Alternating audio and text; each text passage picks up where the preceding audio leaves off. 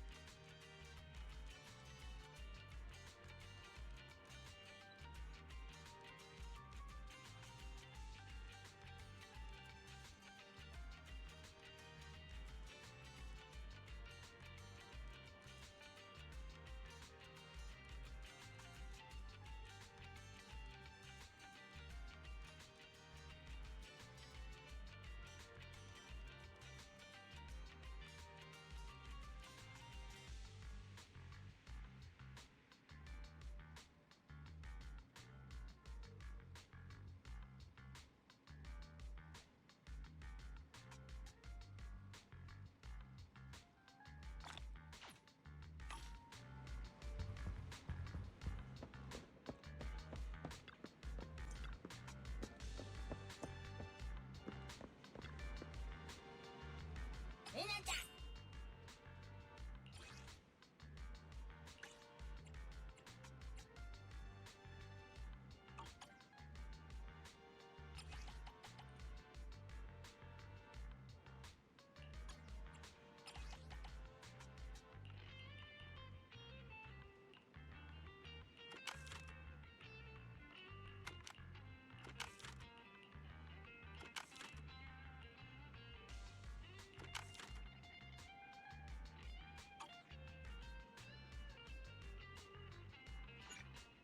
またいいのぶなだ。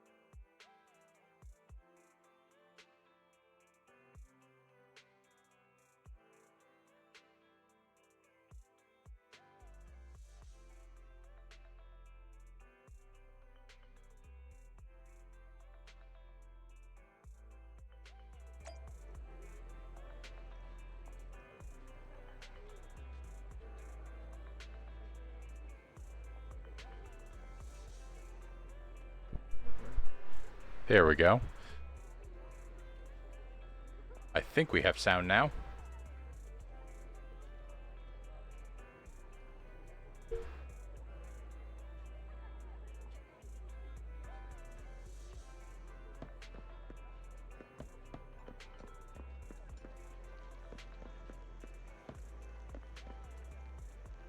Yeah, the thing I use to feed my microphone in has a button to like turn on power for the microphone. Thank you, Chuck. Yeah, I was just saying, all you've missed since I started the game was I took the character and the character went to bed and then woke back up.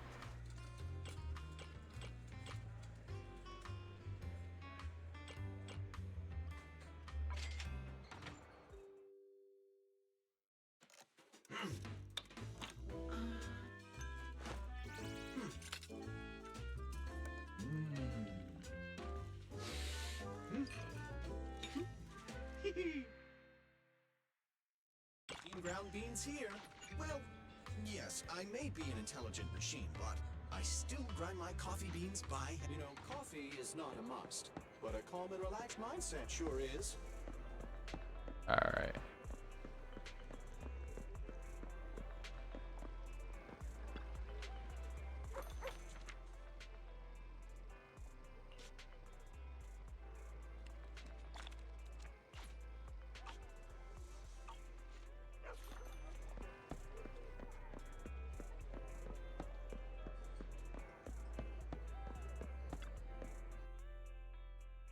Yes, and then when I woke up, there was a... This is a little bit less like you, Chuck. When I woke up, there was a Shark Tale girl who didn't want to watch the VHS tape that I think yesterday or the day before we ran into a girl who just loves videotapes, so was excited for the tape store because we basically own a Blockbuster.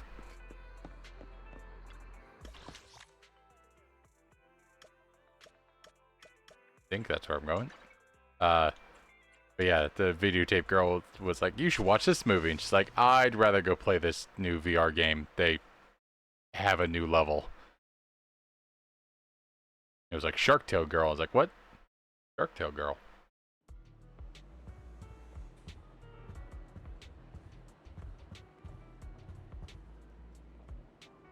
She has graffiti on her Shark Tail.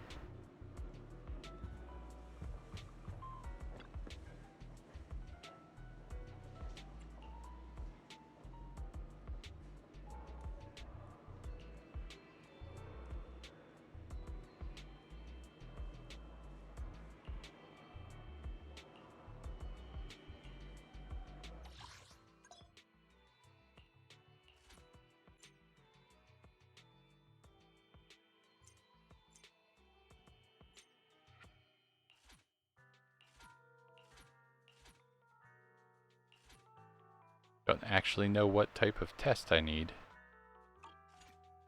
Drop out of this and go and see if I can...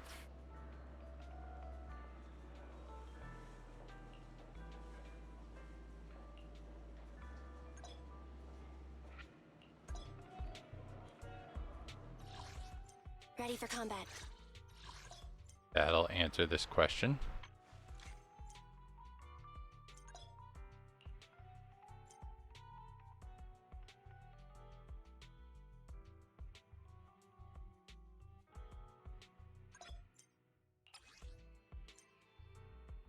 He needs the current one, which luckily I had 2 of.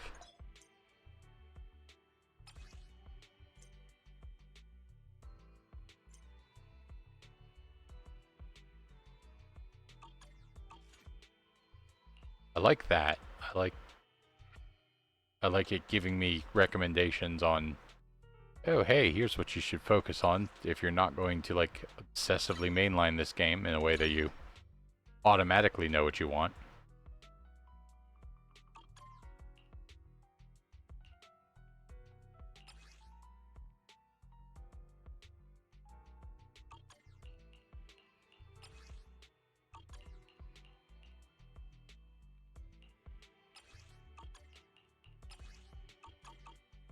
Did you call me? Meow. Well, luckily... luckily it is a thing that you will eventually have a chance to get Nekomata. Because I think that's what this... I'm pointing at my own screen and that doesn't help you. I think that's what this thing is about. You can either... you can, like, demo the people, but... each time I pull it, this little, like, 60 to 300 goes up. So if I pull it in, or pull on this enough times, I think the answer is that I will... it now costs 10, so whatever, like, bonus I was getting for being a newbie, or, you know, bonus from the game being relatively new, where it was only costing me 8 for a while, is gone. But yeah, I think if you get him enough time within this period that you will eventually be able to just say, okay, now give me, like, give me Nekomata.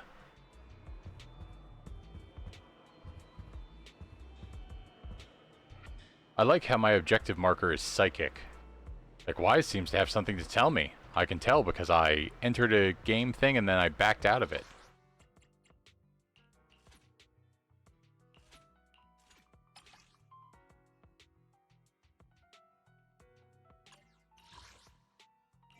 That's the button I need.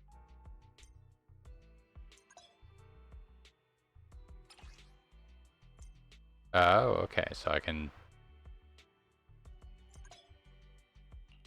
Did you call me? Meow. Ready for combat. Standing by. Ready for combat. Let's move. Let's give it our all.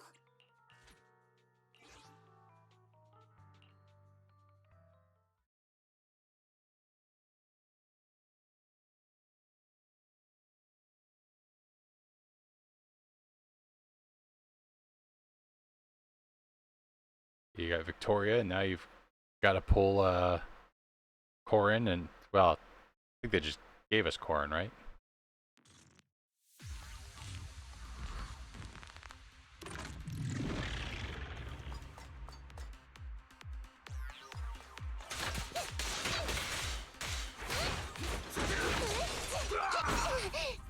Out of my way! Move it! I'll take you! Out of my way! I'll take you! Out of my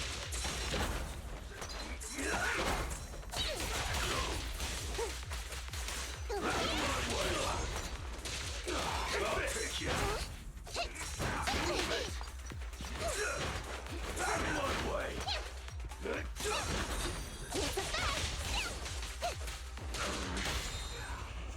At your command.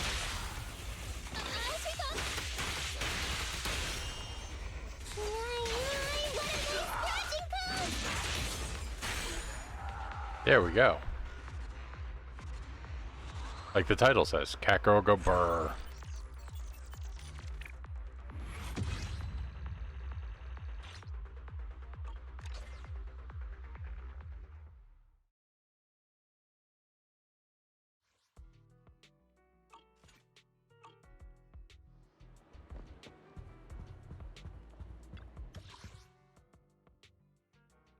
I could see that as a frustration. I pretty much from like the very beginning was like, I'm gonna play this with a controller. It seems like they've set up the controls for it well.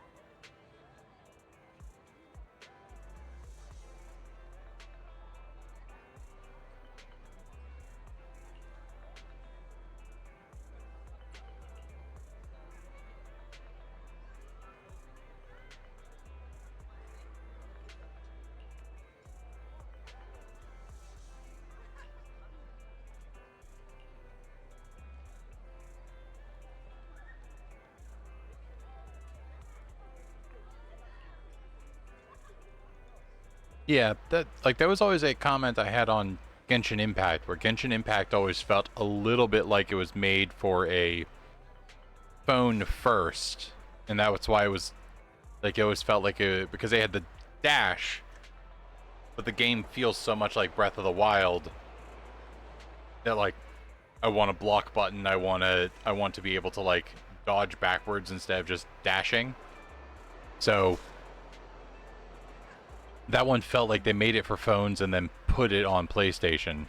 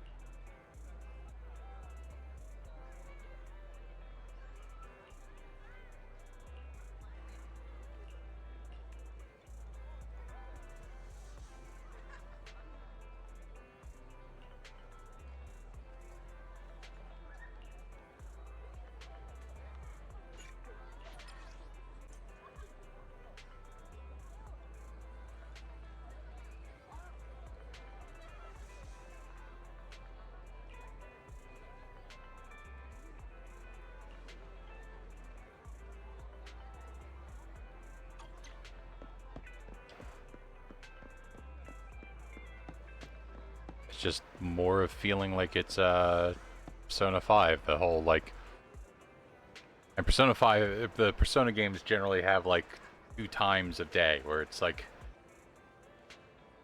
there'll be like a daytime section and then an after or an evening section, and depending on what the game is or depending on what's going on that day, like you'll have after school and then late at night. And if you go to hang out with somebody during the day, you can do some things at night, but you can't go do more missions and battle more.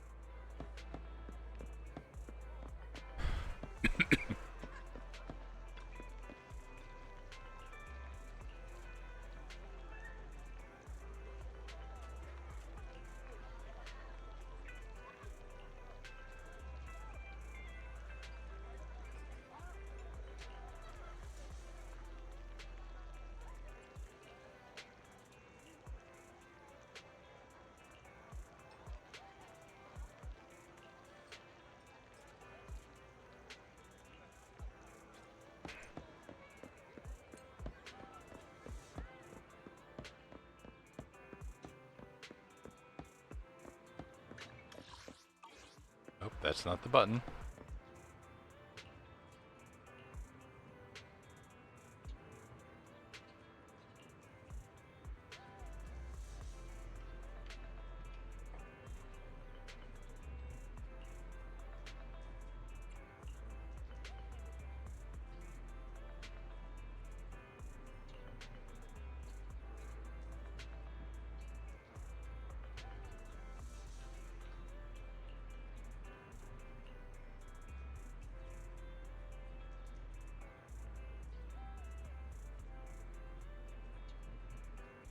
Oh, hey, it's that guy from that adventure we did the first day we were playing this.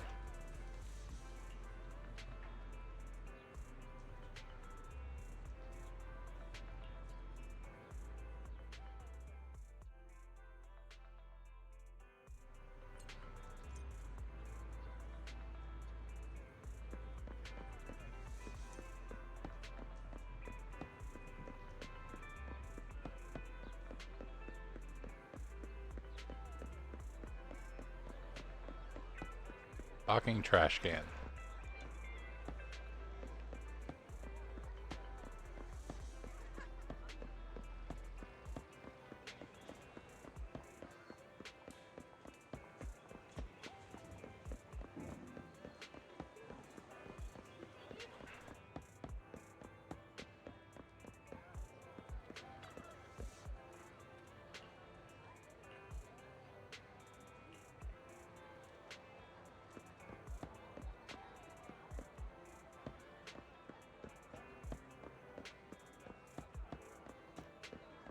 Oh, I didn't realize they were going to put a marker on it.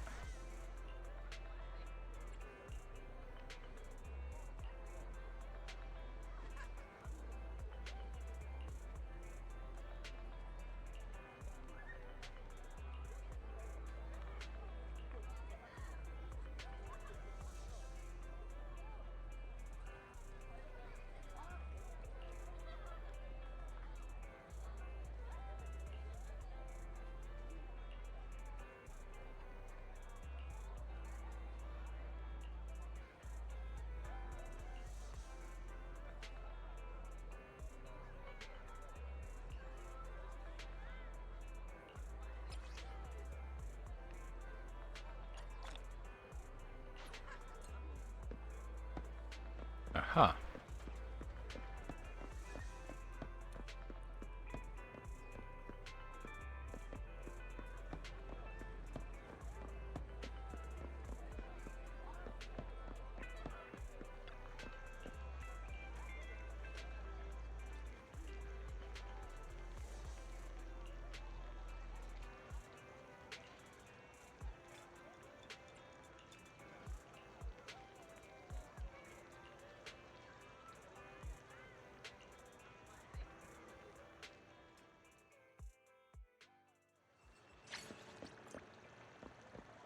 Now there's a lady sitting next to him.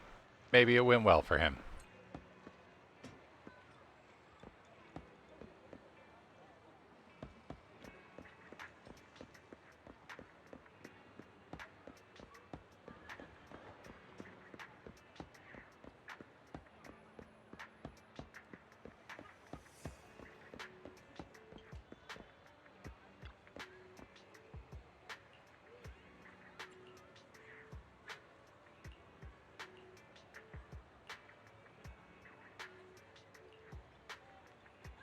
What?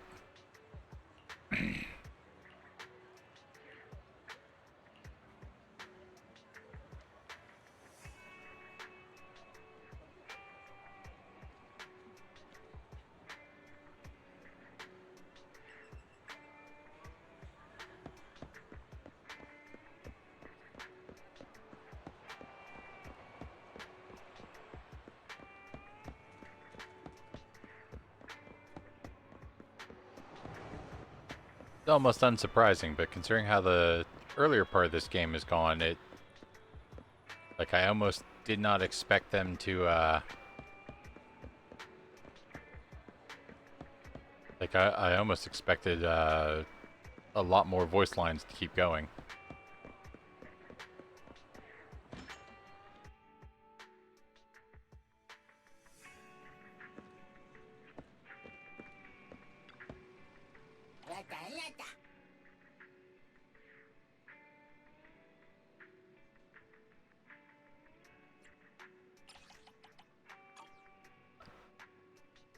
Nostalgic and retro. That was Nihility.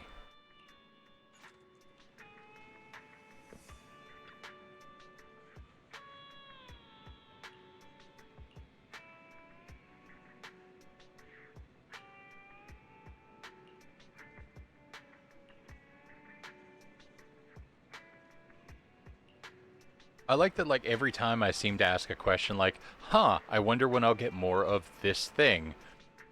I must, like, I must be basically, like, right on the train they want me on. So like, seems like Bang Boo 18 is my only promoter. I wonder when I'll get more promoters. Like, what? Yeah, like 20, 30 minutes later.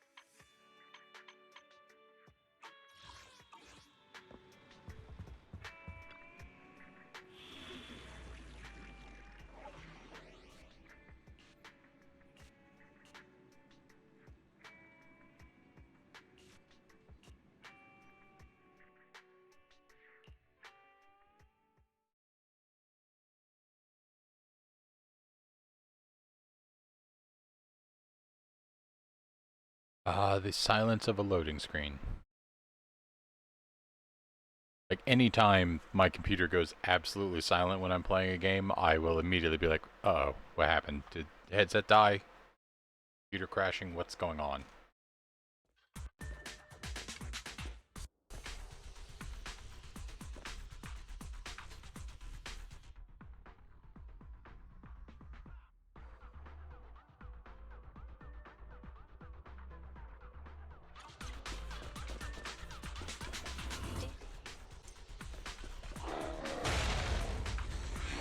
I sincerely hope you are able to avoid its multiple attacks. Its shock grenades, bullets, and lasers are all dangerous.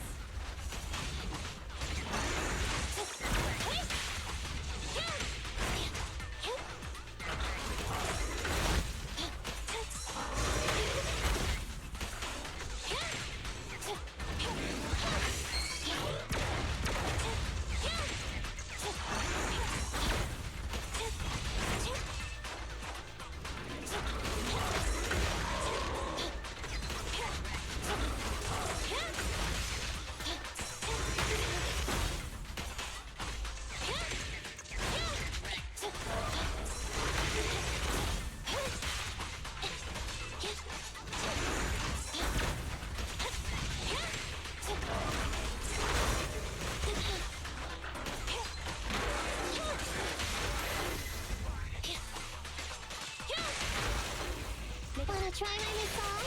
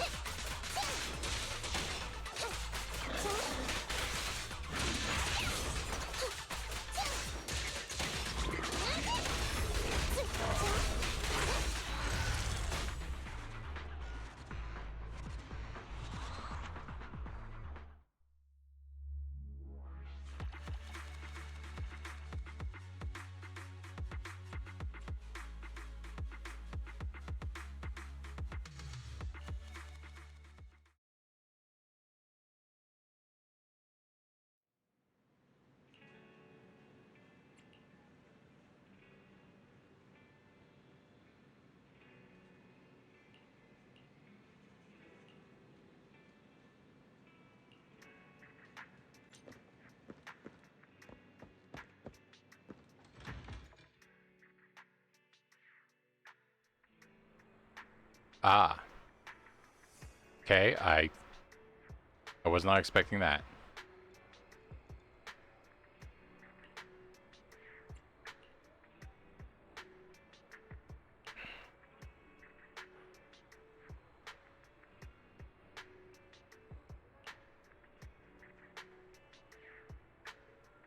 That's an important phrase. Alright? Remember that? Don't judge things with your butt. It's just that moment of the...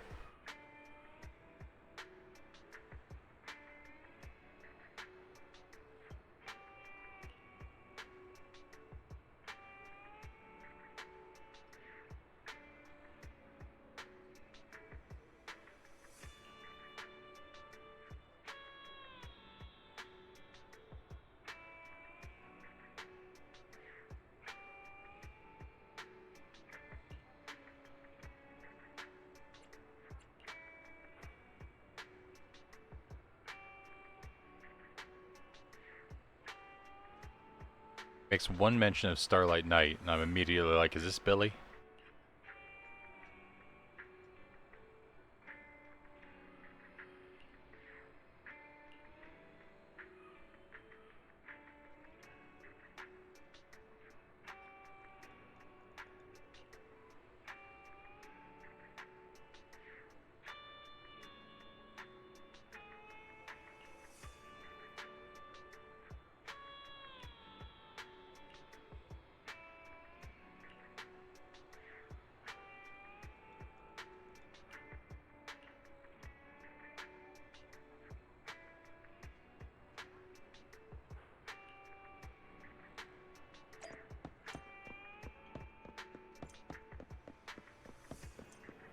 I mean, I kind of expected them to let me run in circles and try to find them. Ooh, minigame.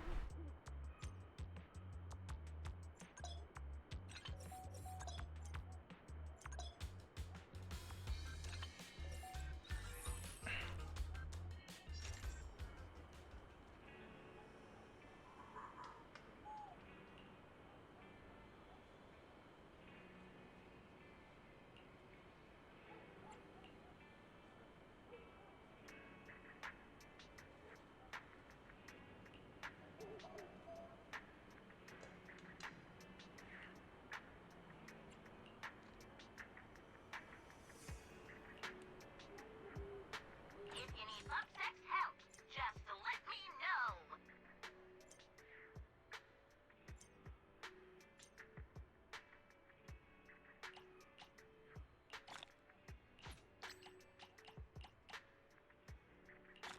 I guess I get a stamp book.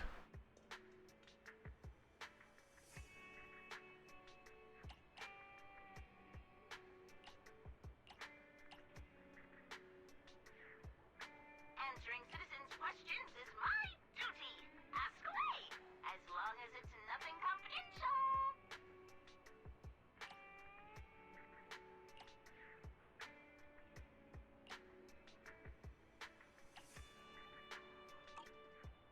A big salute to you.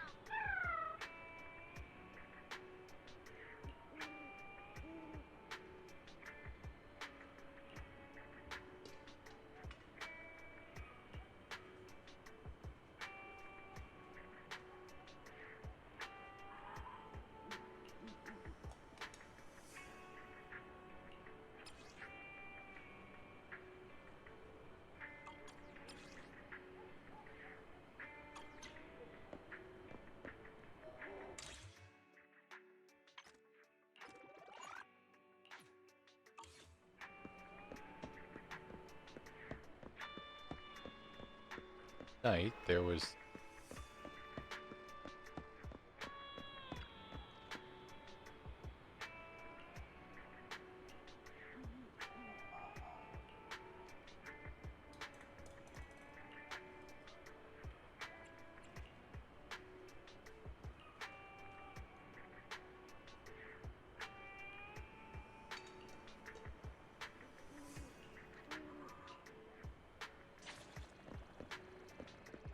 Huh.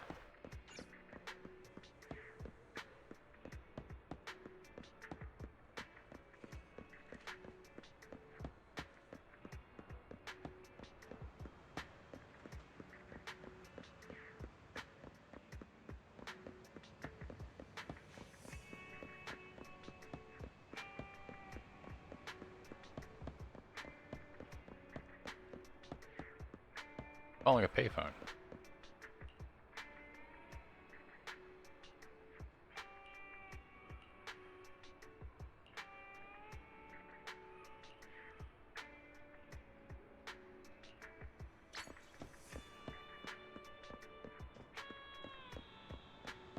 I like the idea of soup.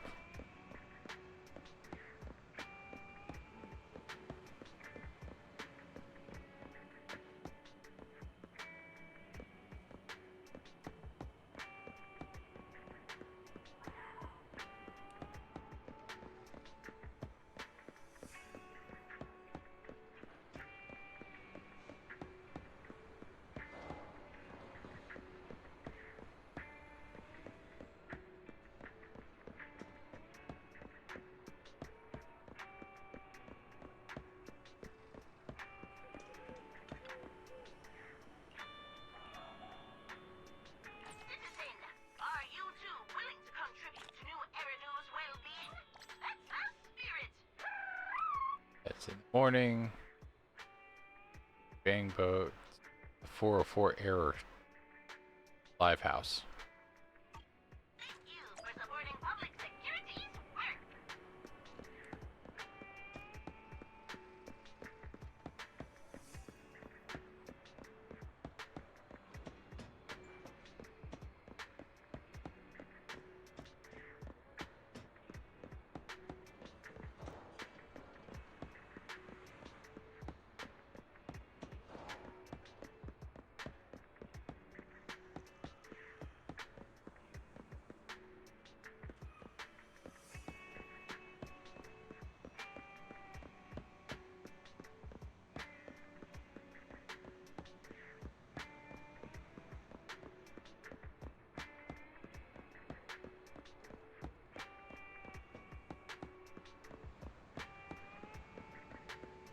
Oh. Whatever the 404 error live house is, I don't see any bang boo around it, and I don't think I have access to it yet.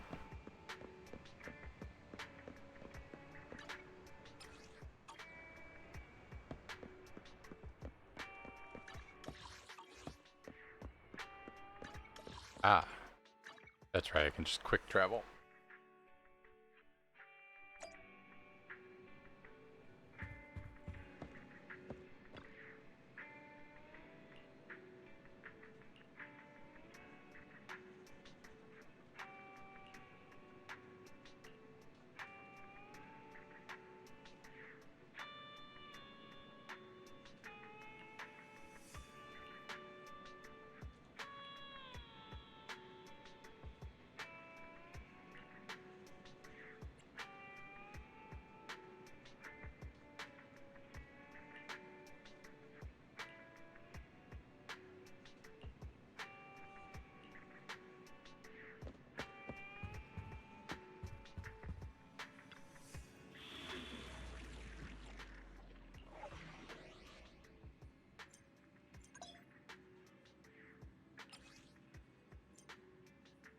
Progress of auto.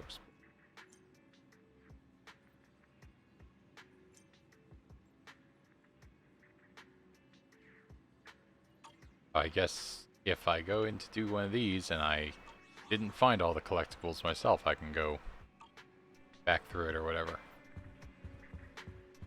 Rest a bit on the sofa. Like I'm gonna hit the hay. Go upstairs, there's a bed up there.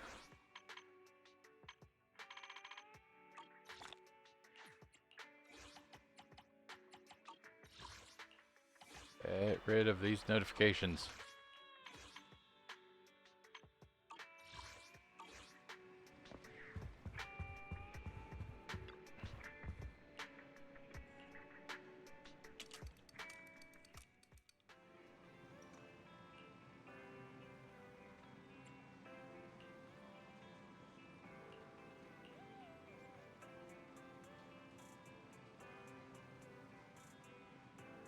Reputation rank up.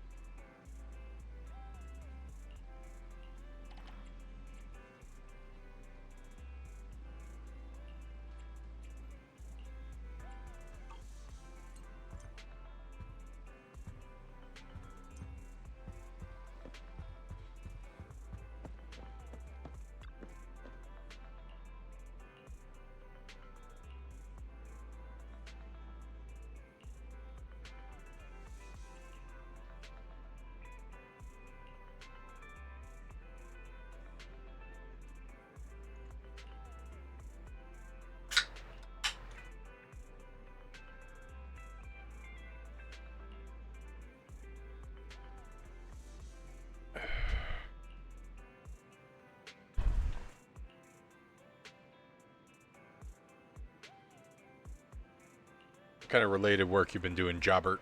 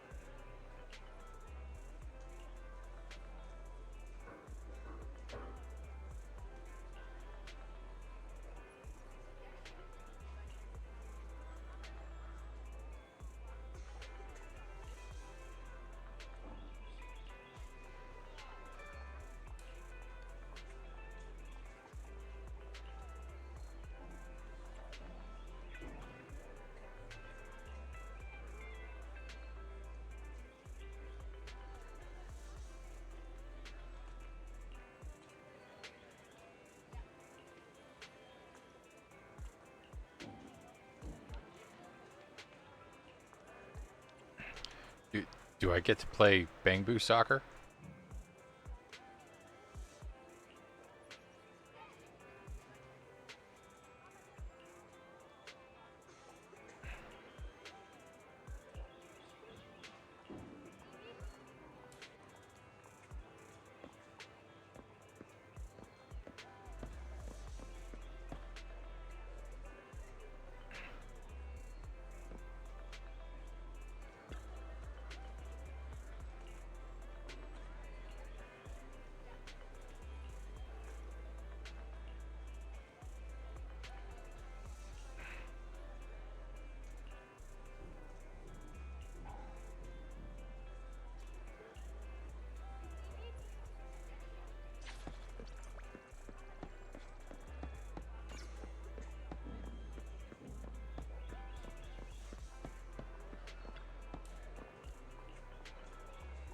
Good afternoon.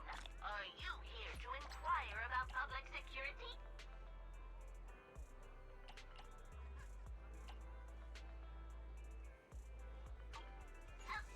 Excellent to you.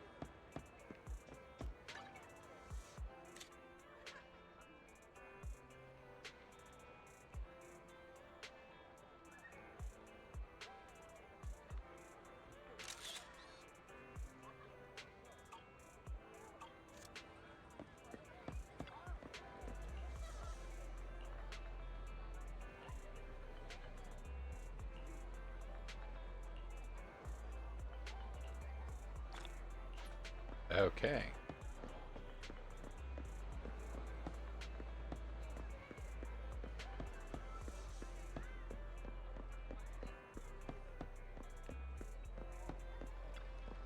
Is it a new day or does new... No, the new day goes according to me as a real person, not my character in here.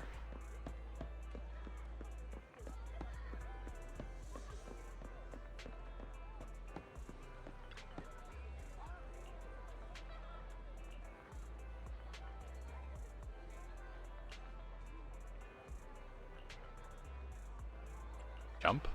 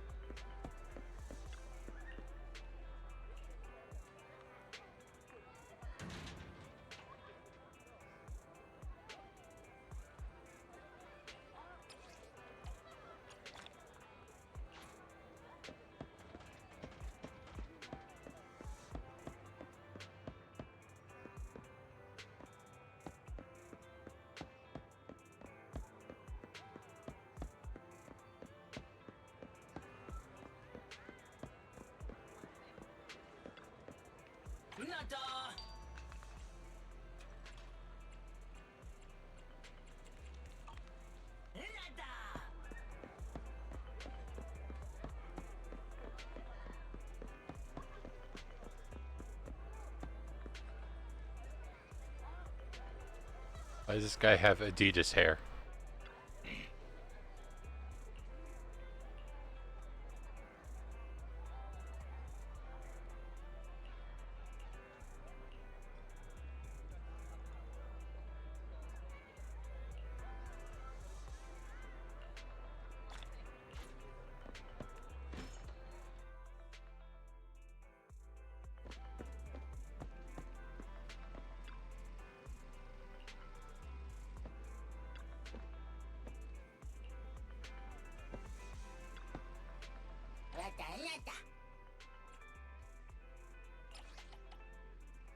Fantasy with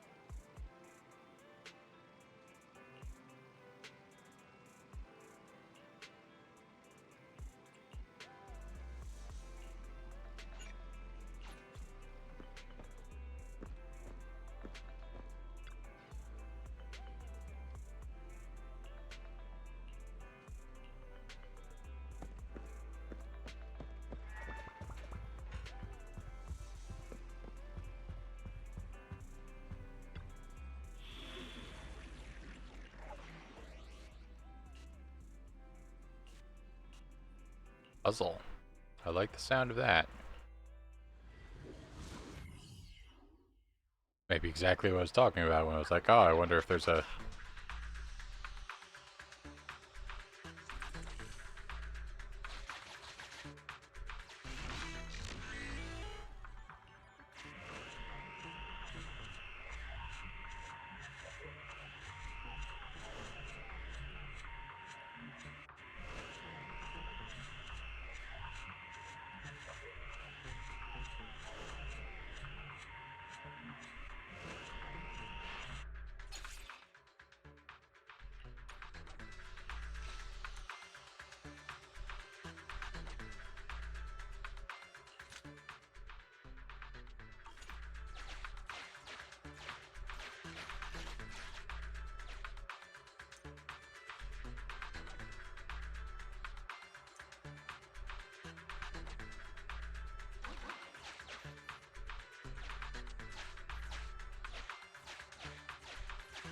Ah, I see.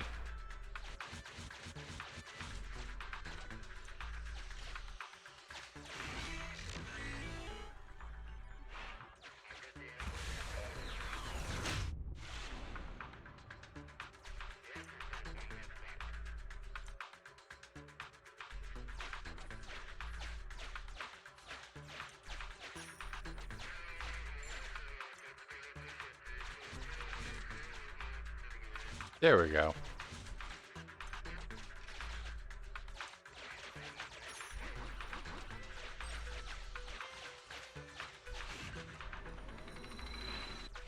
Sufficient gear coins paid. Authentication successful. Opening valve.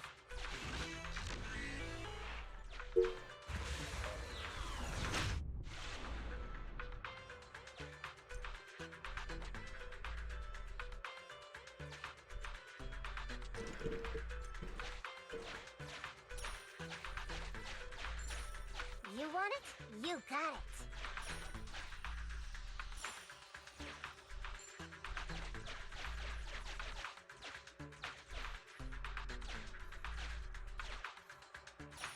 I think I read about this in the Investigator's Handbook.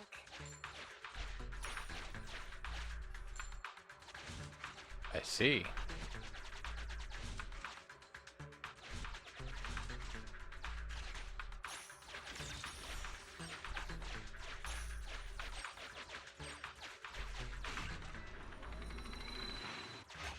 Sufficient gear coins paid. Authentication successful. Opening valve.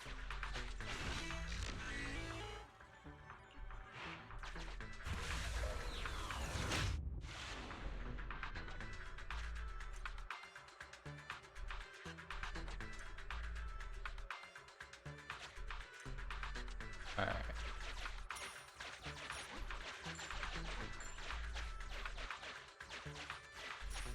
I'll keep it safe for you.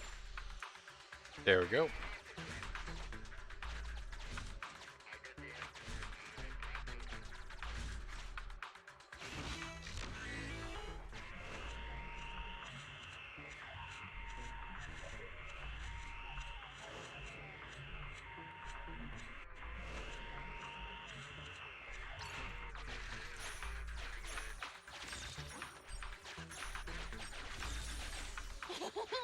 Got my paws on something good. Sufficient gear coins paid. Authentication successful. Opening valve. Ooh, I do get a fight at the end of it too. I'm still early enough that early enough playing this game that like a fight doesn't bother me.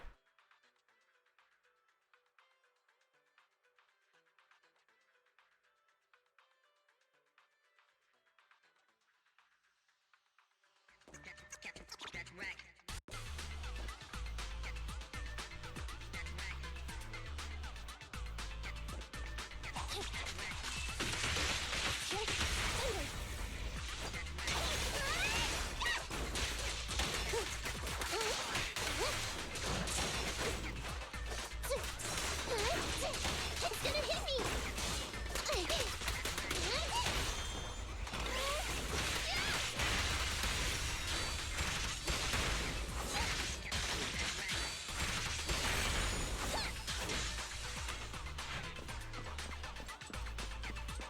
No problem!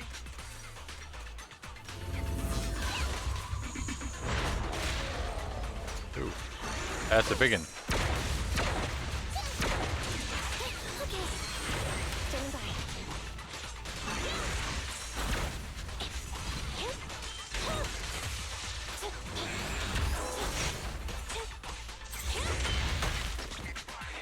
Needle in a pulse?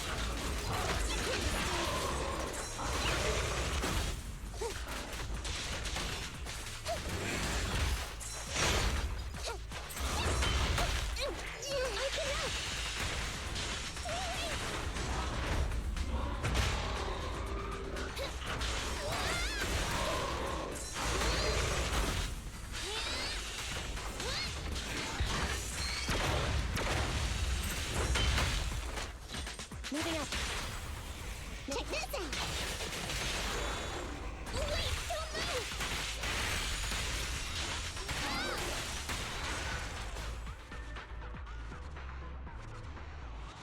Kind of go both with, like, I don't have a preference one or the other. I think maybe slightly more cats, but I have 2 cats and 3 dogs, as well as a turtle and a leopard gecko.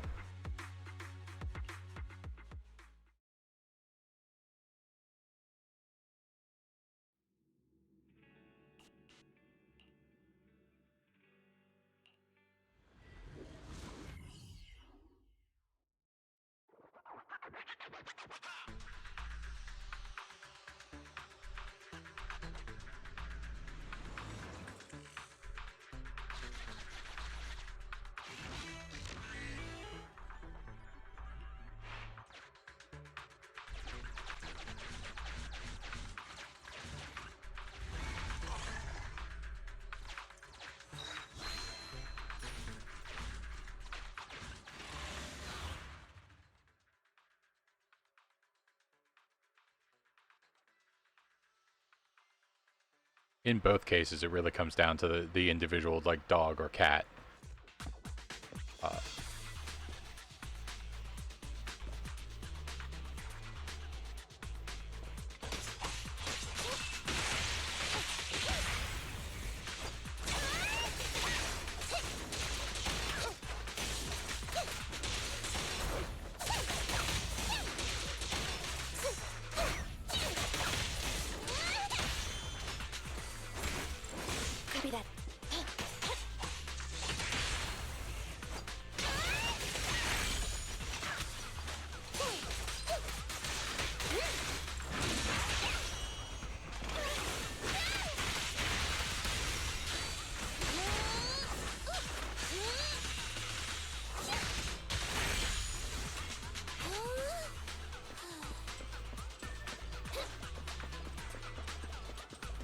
Yeah, it's like I've had cats who are just sort of afraid of everything. I have my current dogs are Chihuahuas, but like the dog I miss the most, I had a Old English bulldog for years, and he was unfortunately he was dog aggressive, so he couldn't be around any other dogs, but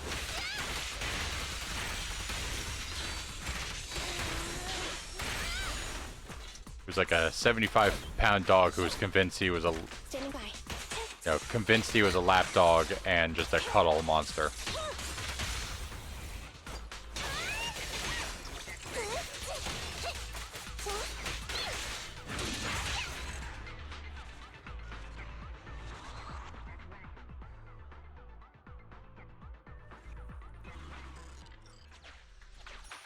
Remember to spend them all before you leave.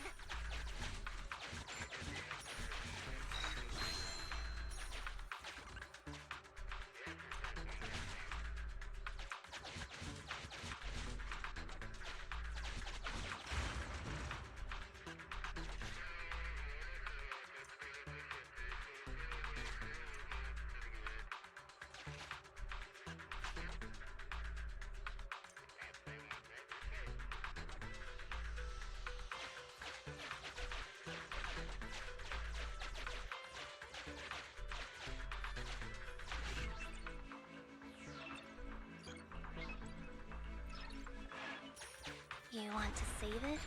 I'm not good at saving.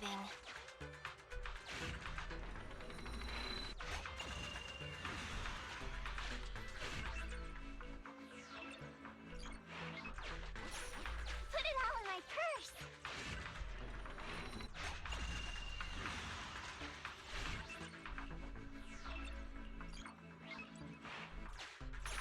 You really want to give me something so important?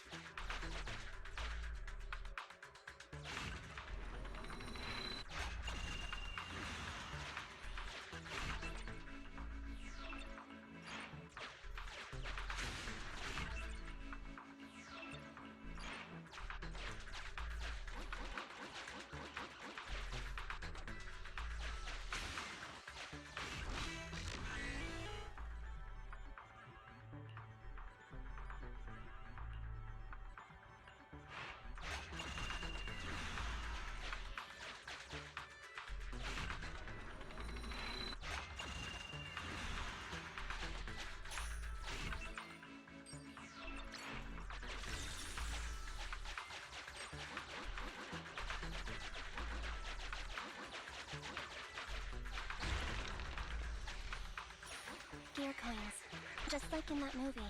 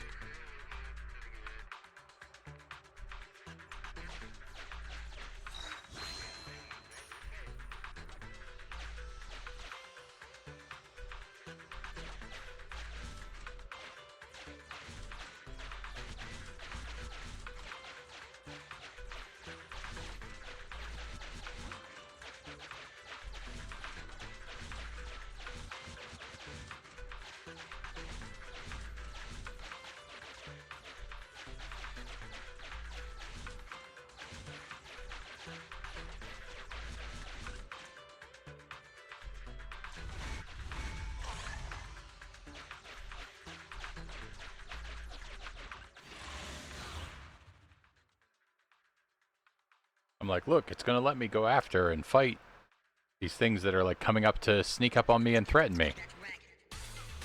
I'm going after them.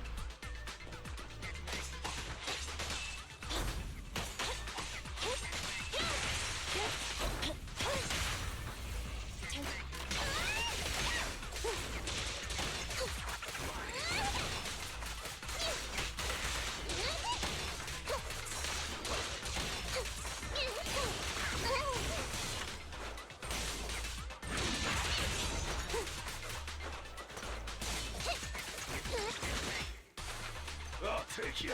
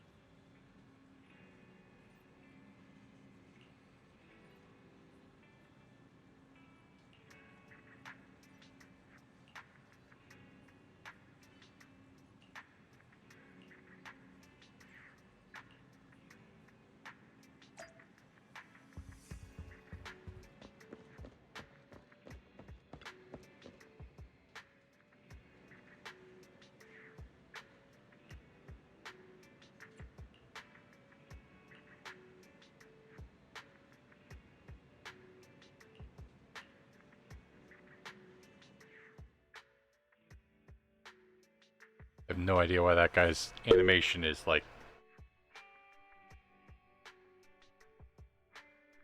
Sorry to barge in like this, but it's Ah, urgent. excellent. Extremely urgent. And frankly, explosive, so I'm going to keep this short. Hey, can I get a cup of tea? Tea? Aren't you keeping it short? Oh, don't I always bring you quality commissions? What's wrong with showing me a little comfort? It's simple. Routine investigations are back on in Hollow Zero. What? Uh-huh, you heard right. And this time the Association seems to be waging a protracted war, dragging out multiple operations over an extended period of time. As soon as I heard the news, I immediately thought of my favorite client, the legendary Phaethon.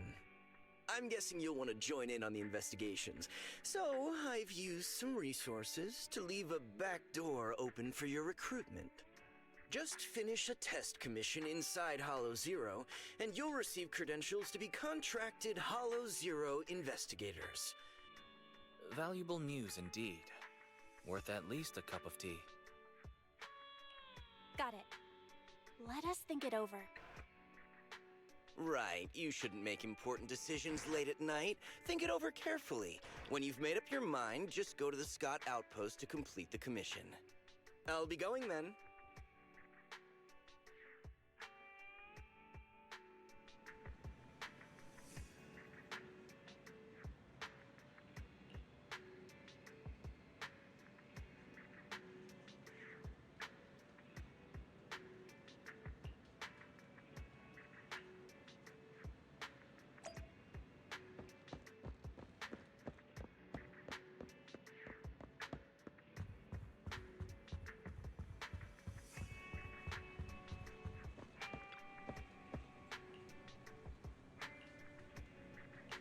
Go.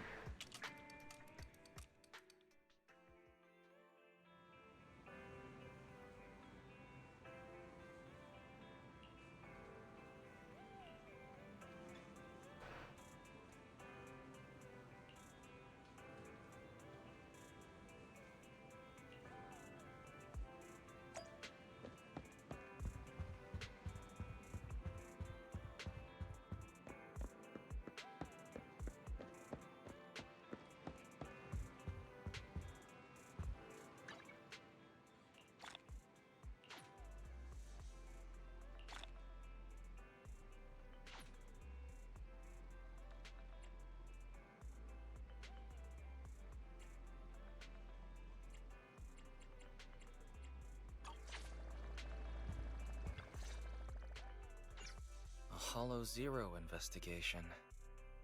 Belle, what do you think? Question. What is a Hollow Zero investigation? Oh, I forgot Fairy doesn't know about it. Challenge accepted. Searching the Hollow Investigative Association database for Hollow Zero.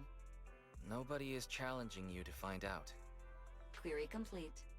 Hollow Zero is a codename for the oldest, most impactful, and most hazardous hollow in all of New Eridu.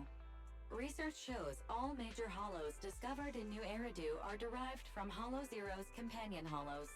Hollow Zero is also responsible for much of the destruction of the old capital, Eridu. New Eridu regularly schedules capable agents to conduct research, investigate, track, and suppress Hollow Zero's development. Speculation. Master intends to investigate Hollow Zero in order to save New Eridu.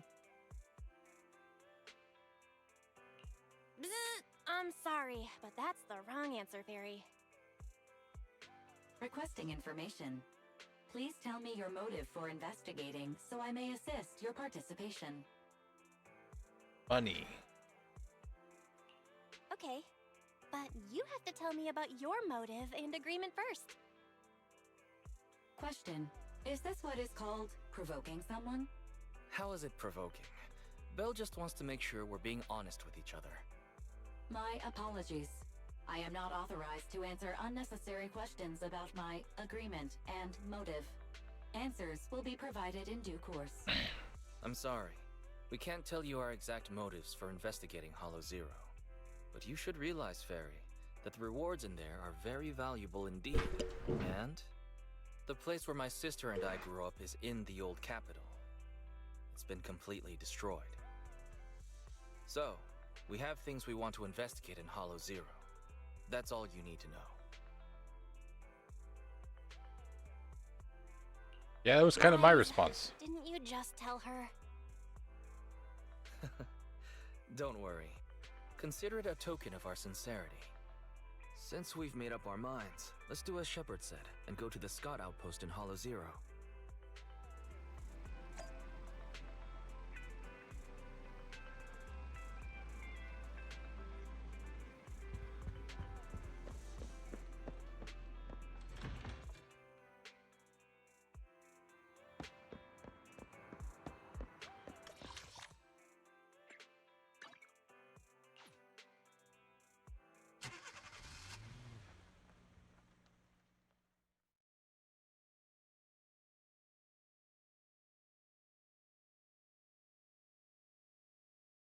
I'm curious what her motivations are. You know, not great that like she basically had us sign the terms of service while we were like concussed or whatever, but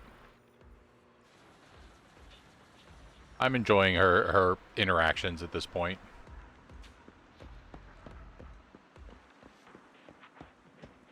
I think if I had chosen to be wise and she was still giving that like level of sass, I'd probably be more annoyed, but since I'm Belle and she's just sort of giving my brother sass, it's, you know, it's a, what's the phrase I want there?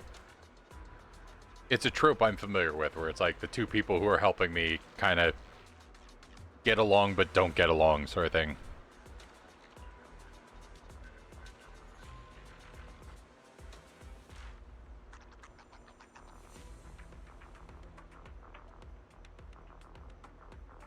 My name is Ray. It's short for Ray, but all my friends call me Ray. Please, call me Ray. I know that's exactly what that just wrote there, but it still amuses me.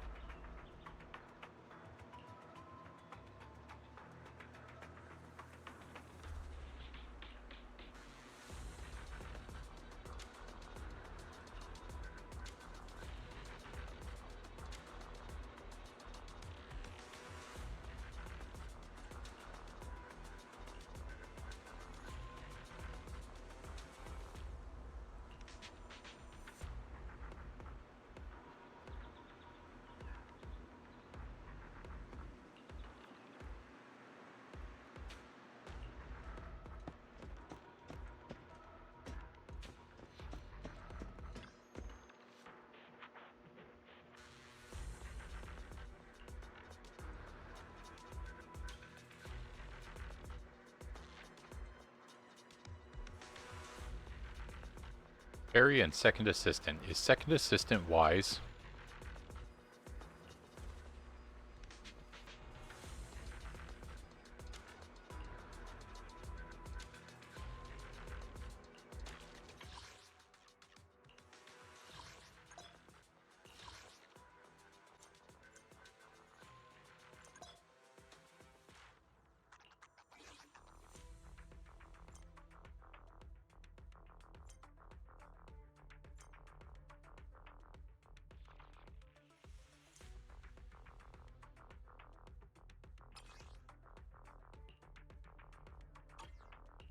Did you call me? You ain't seen nothing yet.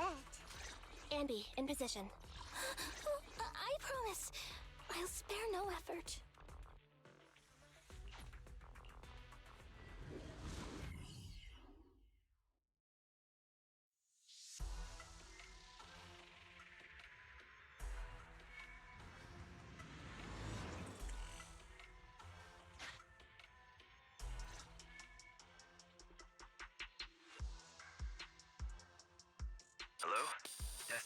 Testing. All good on your end, Bell? Okay. The HDD system's comms link and the diagnostics criteria are all fine. At least we know our equipment is up to the challenge.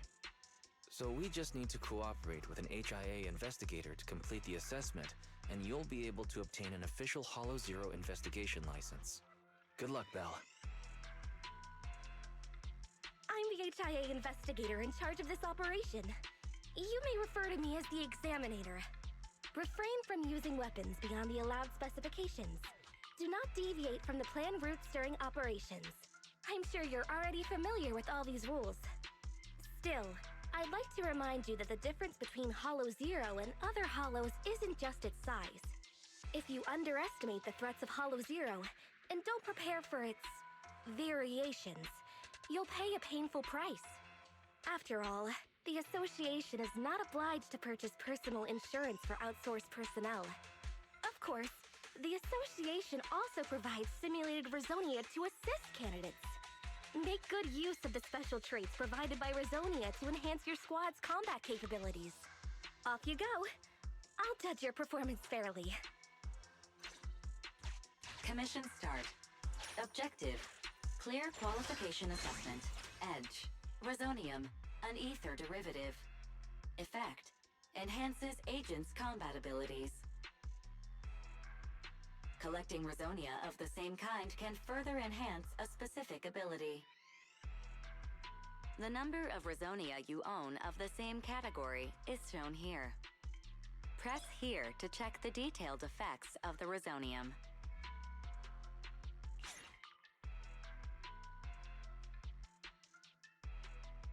Please press it again. Collecting and choosing suitable Resonia.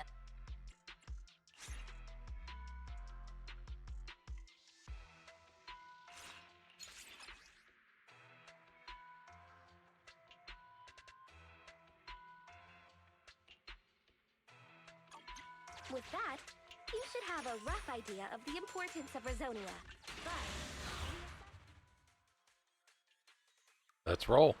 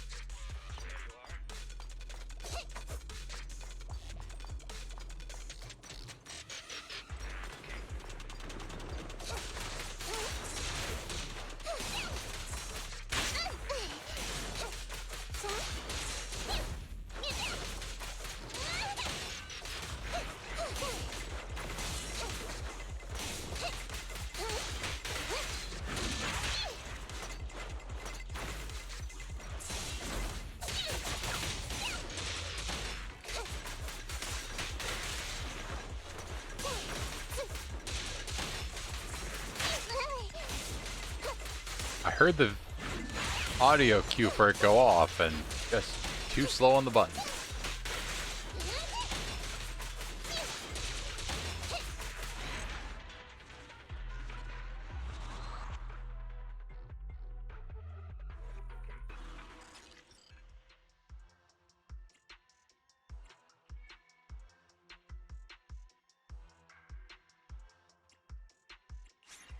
Right.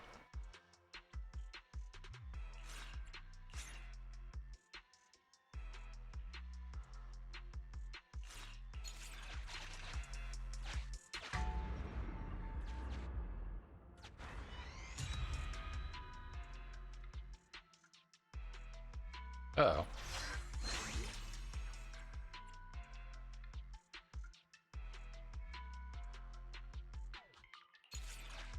You've got a good eye. Anby, reporting in.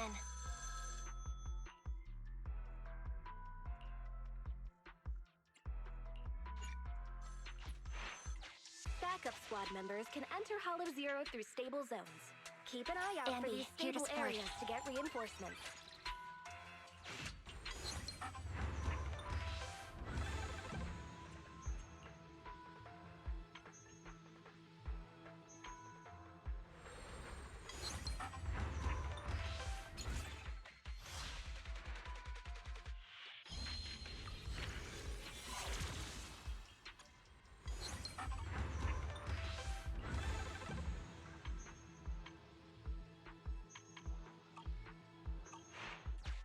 Nicole hates it when I spend money.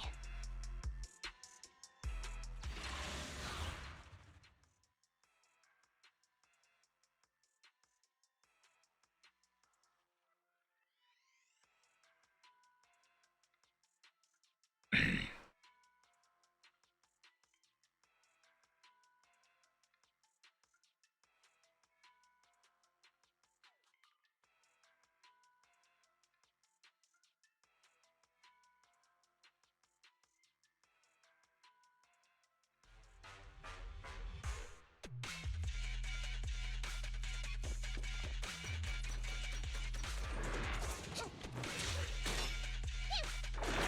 problem.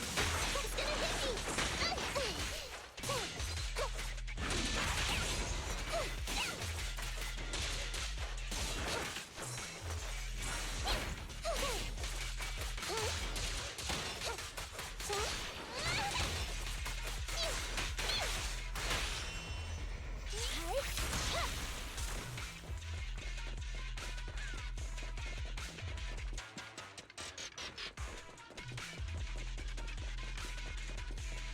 I think that we're getting map layouts that I haven't seen before.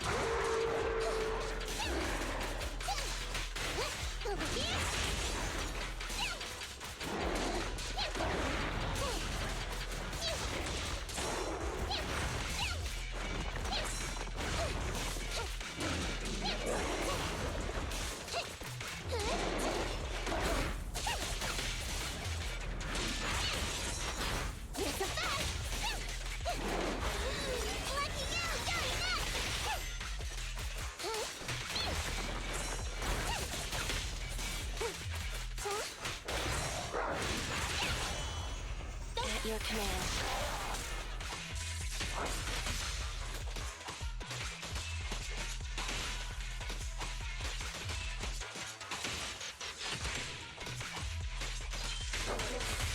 Get ready.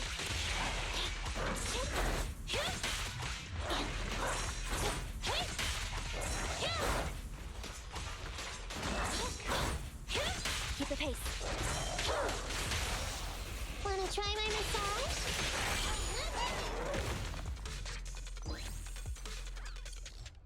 Wait. 1 signal indicates some activity. 2, significant activity. 3 is an intense reading. And 4... What's going on? No way. That's impossible. What's that sound? Wait.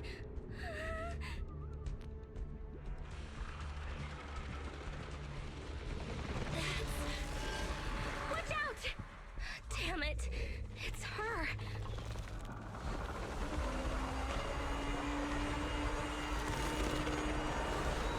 Well, that's spooky.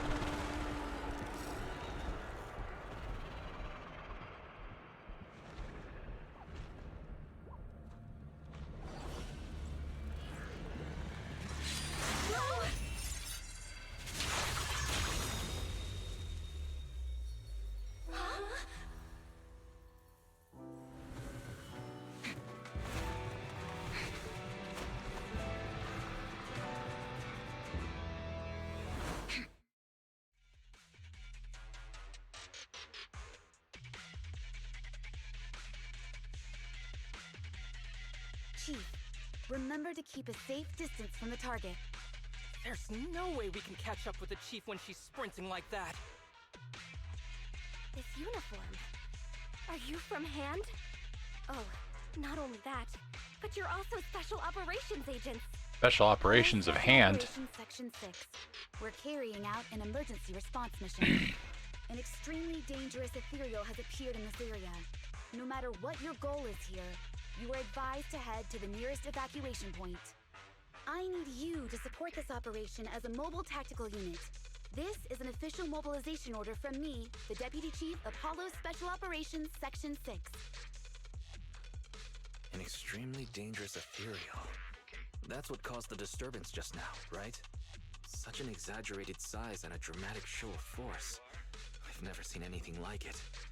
We have to get everyone out of here now, Belle.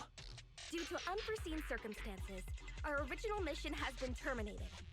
Our new objective is to assist Hollow Special Operations. The Institute's navigational bamboo. I need it to keep guiding us in the upcoming operation. Any objections? Navigational bamboo. Does she mean Eos? Our target has deviated from the expected route, and we need a bamboo carrying carrot data to navigate. This is an emergency requisition. I think they've just emergency requisitioned me. We will compensate you for any damage caused.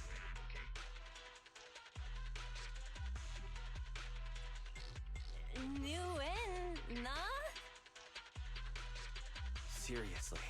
We're going in expecting damage? Please, little Bamboo, I'll keep you safe. There's no doubt about this little fellow's navigational capabilities, but the possibility of severe bamboo damage wasn't included in the risk clause we signed before. Well, since this is an official request from HSO agents, I'll leave this bamboo to you for now. It should be fine. I'll figure out a way to explain it to its owner. That's me.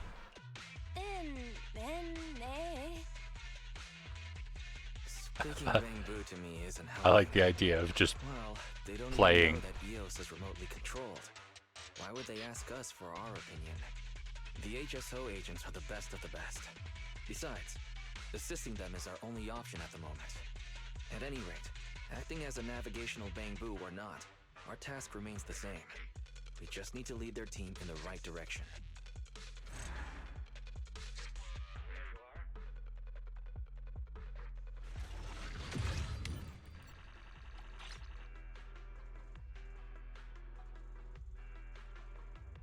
Agreed. I wasn't fast enough on the combat.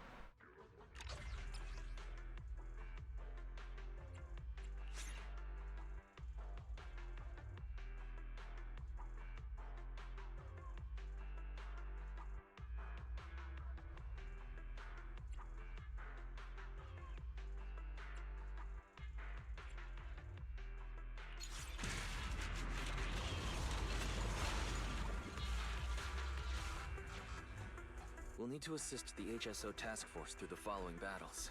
I guess that gigantic ethereal over there is the HSO's target. Master, the ether activity of this area has reached an all-time peak. I suggest you complete the operation and clear the area immediately.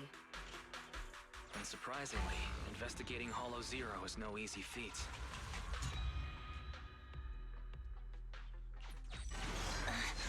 Feels like a horror movie in here.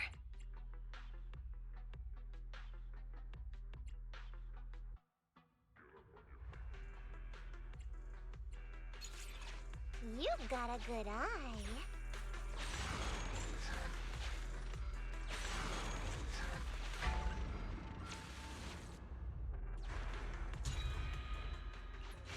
If you need, I'm here to... Sure, why not?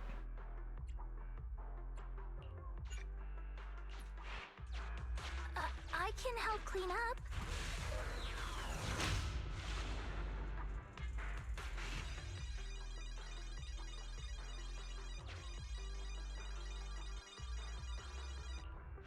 Let's go. Encrypted area data extracted. Retrieved number 7. On Lucky Sevens mode. Encrypted area data part 2 extracted. Retrieved number 7. Encrypted area data part 3 extracted. Retrieved number 7.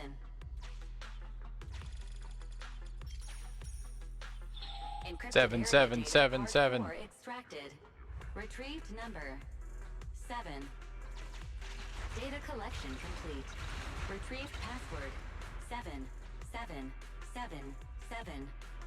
Supplies unlocked.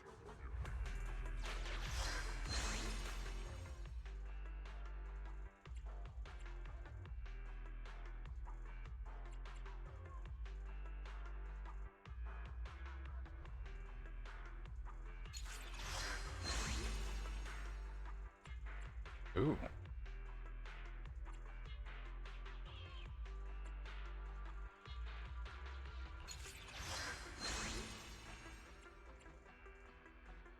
They keep giving me more.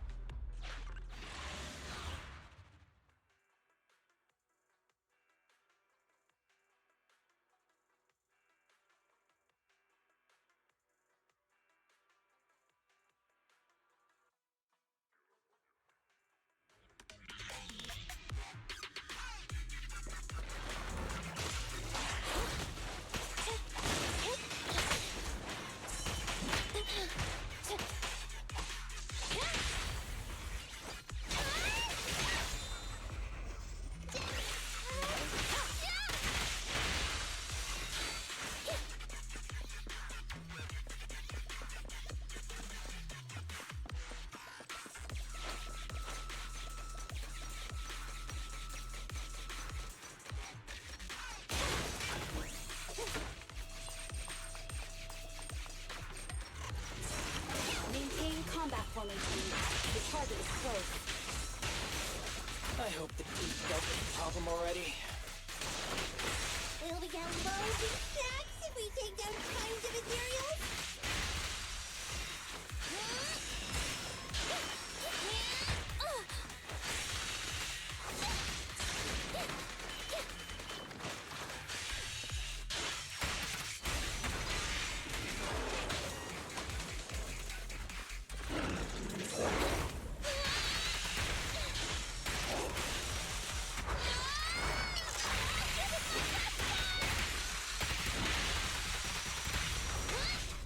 Yes.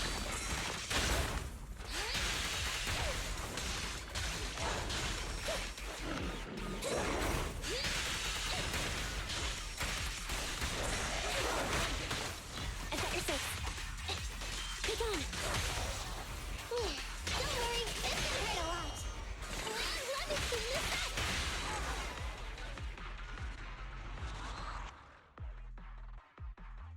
There we go.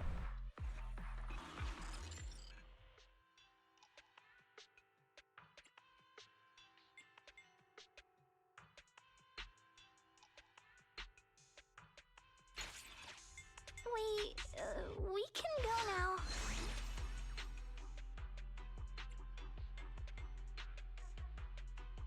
They are all of that's fine, I think. Can we buy movie tickets with this?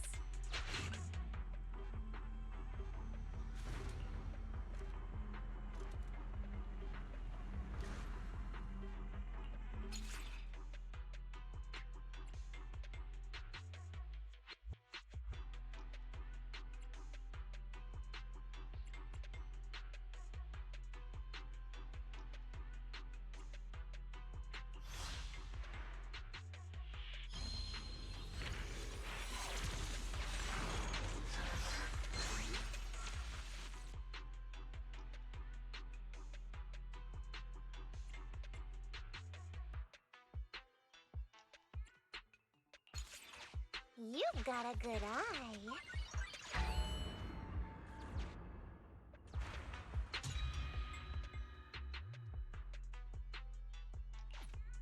careful. The corruption is...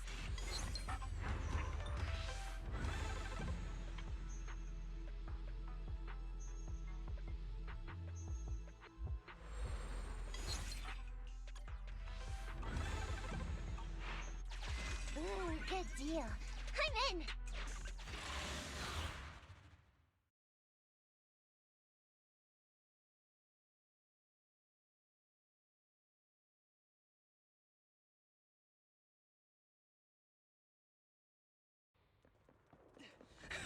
Where is she? She's over there!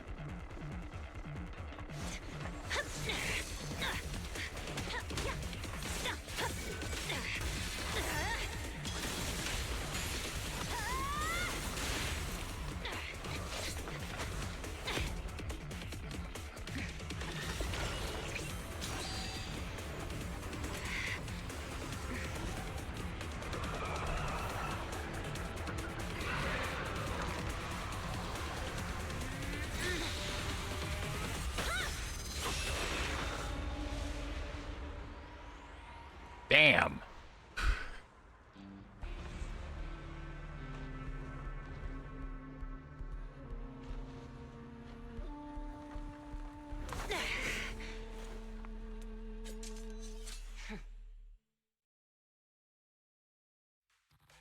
I saw the chief. She's there. She managed to repel such a huge ethereal all on her own with nothing but cold steel? Arresting proxies isn't included in HSO's job description, right? Miyabi, status report. Are you alright? Not quite. It was a clean slash. It should have struck the ethereal instantly, like a wooden mallet hitting a porcelain vase. But it felt cumbersome, more like dragging a piece of chalk over a blackboard. Oh, I get it, Chief! It was like splitting the cutting board in half when you just want to cut a slice of butter. I'm not sure you got it, Sokaku. The chief meant that her attack failed to injure Nineveh in a significant way, so we need to track it down once more. Leave the reconnaissance to me. It's hard to lose track of such a big target. There are ethereals flocking here, likely drawn in by Miyabi's skirmish with Nineveh. We'll take care of them if you don't mind, Chief. All right. Section 6. Prepare for battle.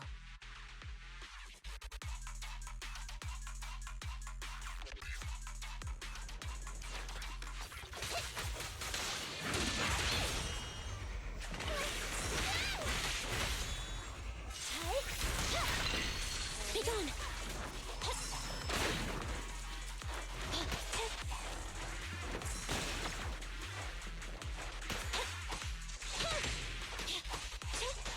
Let's go.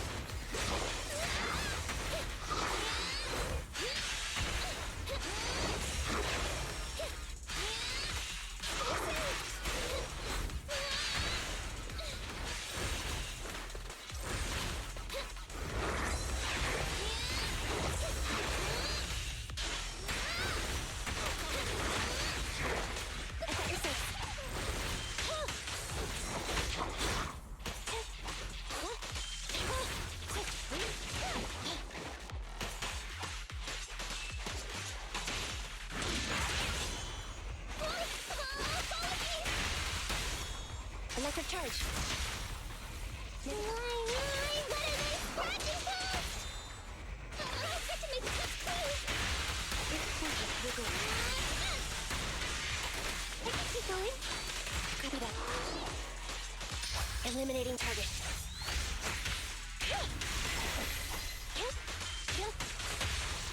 Wanna try my massage?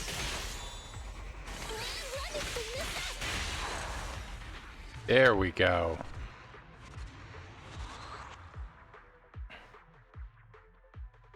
The first combat where I've been legitimately concerned that wasn't going to make it.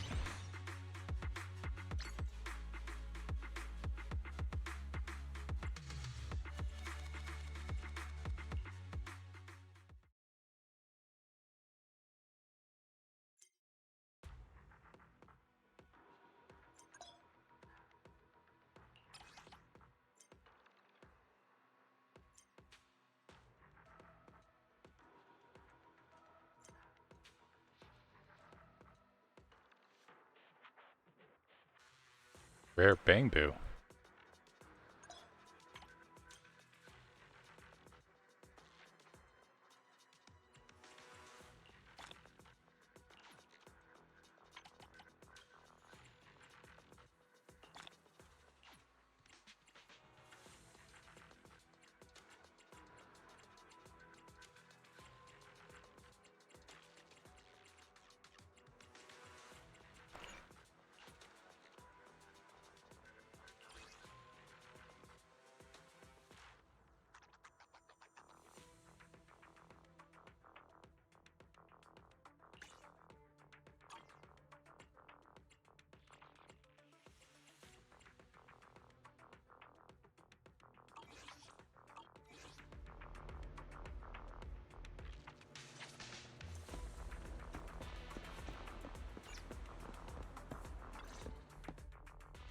Despite its abrupt start, the operation went smoothly. Let's return the requisitioned navigational Bangbu to the Institute. This model is even better than the standard issue HSO Bangbu, both in terms of route planning and adapting to changing circumstances. Maybe it's been equipped with the Institute's secret carrot data? Or its logic core has been modified in some way. Hey, how would the HSO Bangbu feel if it heard you now? The Institute's Bangbu. This Bangbu doesn't belong to the Institute. It's the private property of that individual who leads their own investigation squad. Is that what it is? Right. I think I heard that the HIA started recruiting civilian investigation teams recently. Oh my. It seems that civilian talent is more reliable than those idiots you find among the authorities. Next time, I won't show you mercy. Huh? She's not talking to me, is she?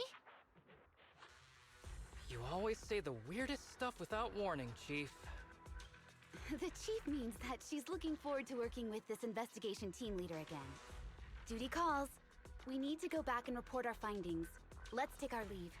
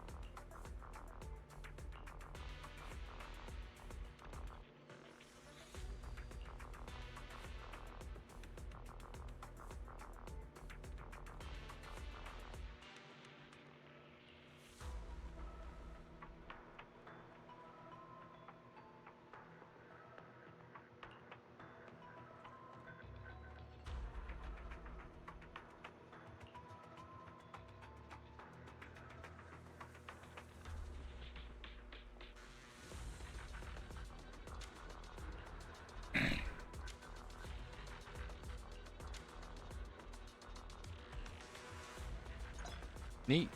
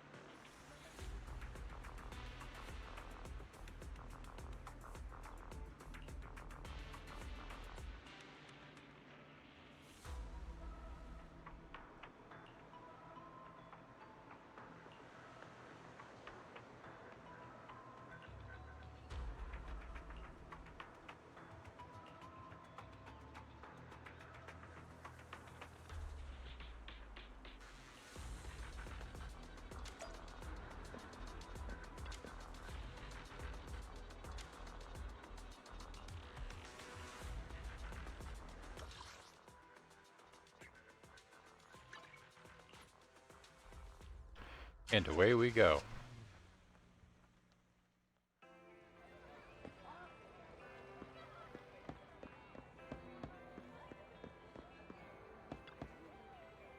Adorable.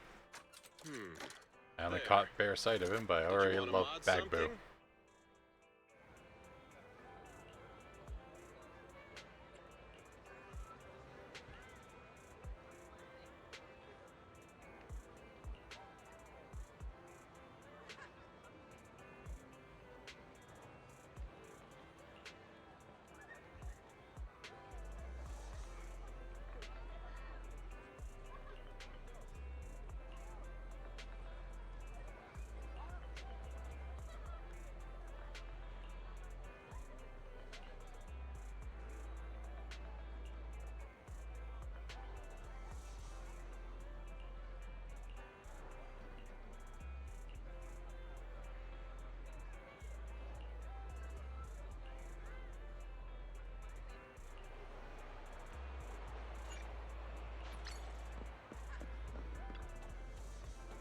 Afternoon! Let's get your little companion some new parts.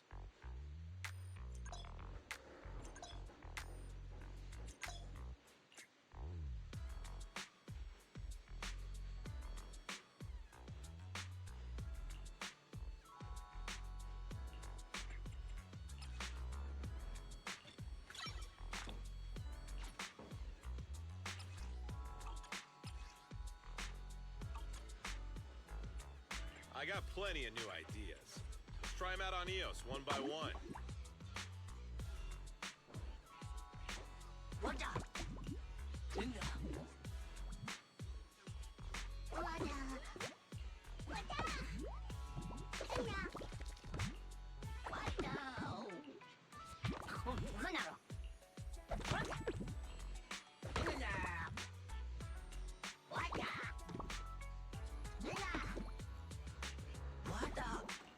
I got plenty of new ideas. Let's try them out on EOS one by one.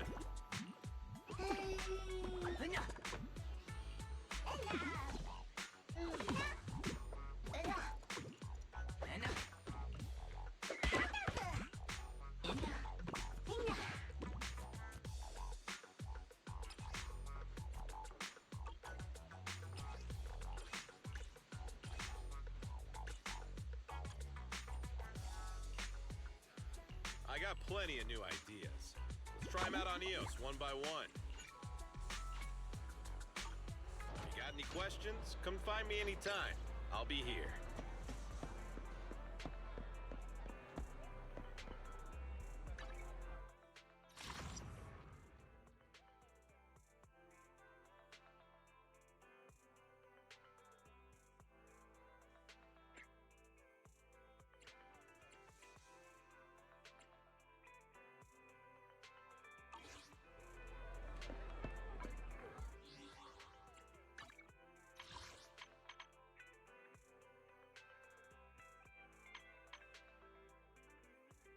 Ah.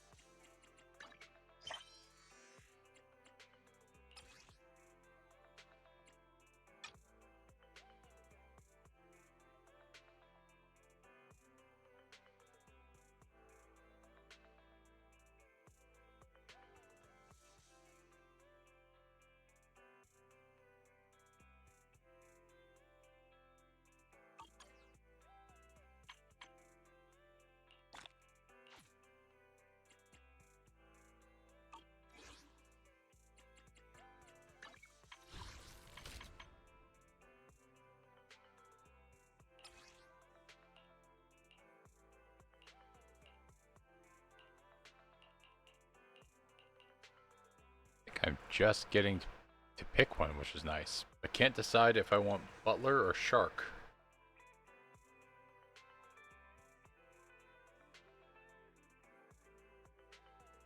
Yeah, it's fair. It's been kind of a thing to come back to, a few times. I do need to go back to diversifying a little bit.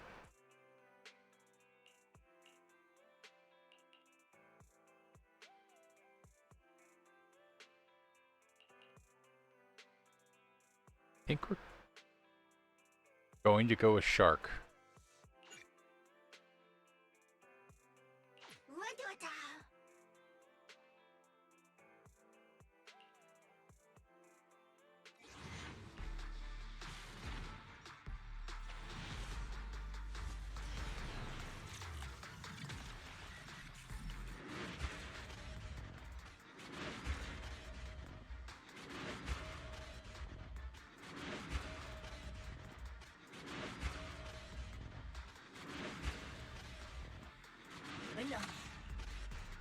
Ooh, Shimobu.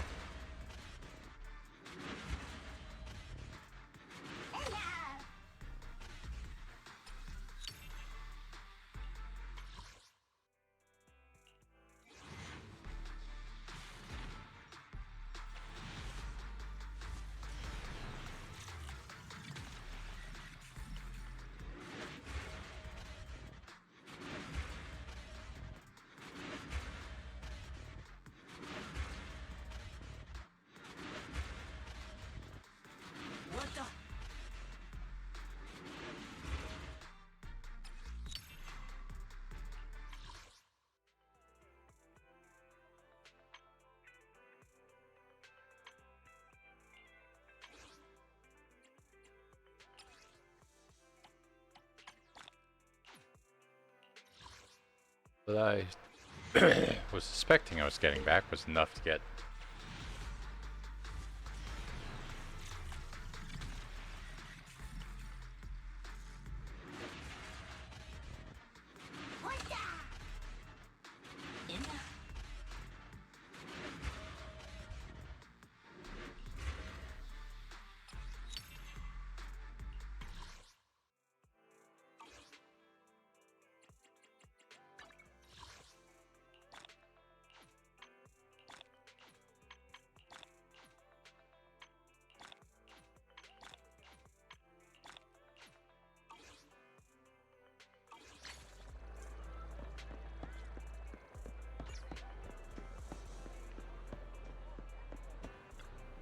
Welcome in. What mods are you going for this time?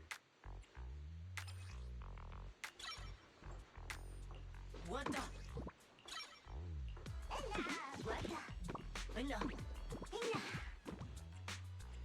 What the?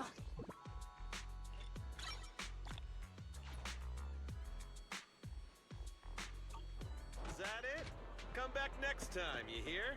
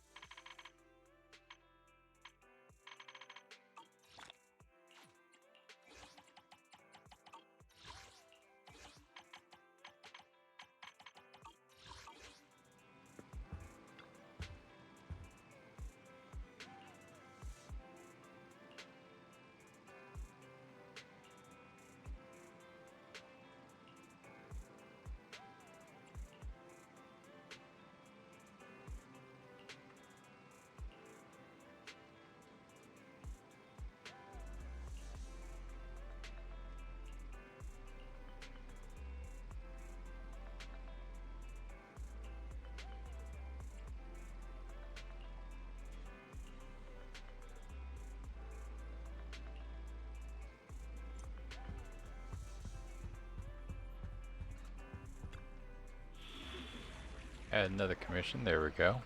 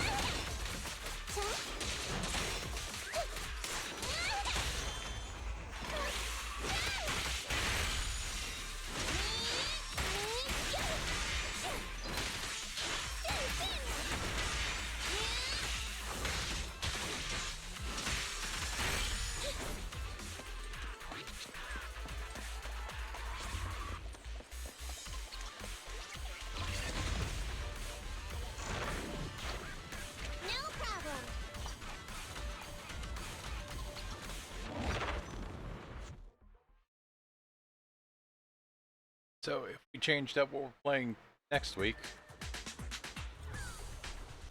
what type of game would you prefer to see next week?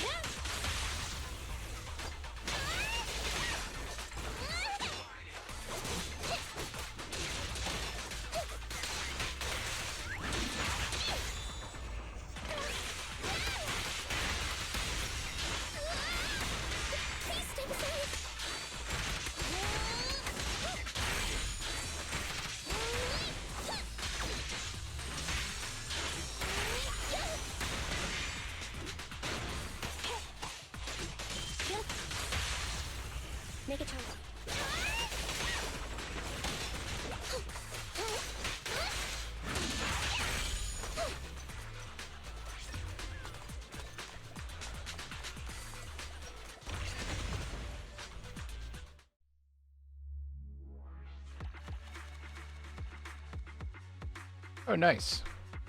I was a little bit worried we were going to take too long.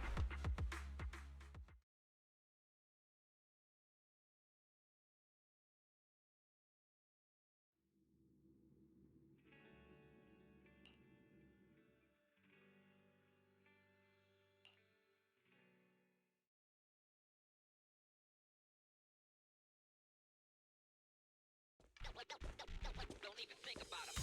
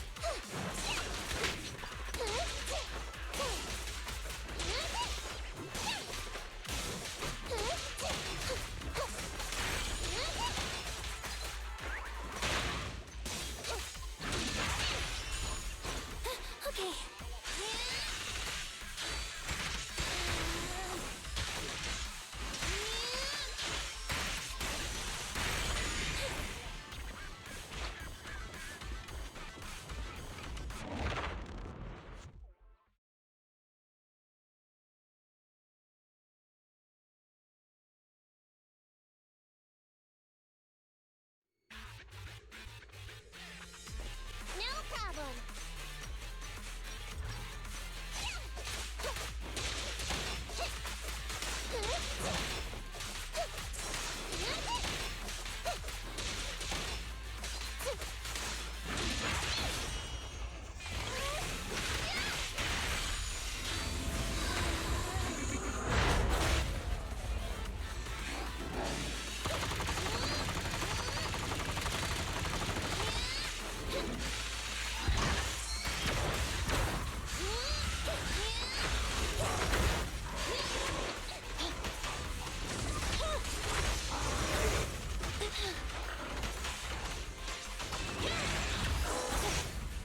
You're looking good.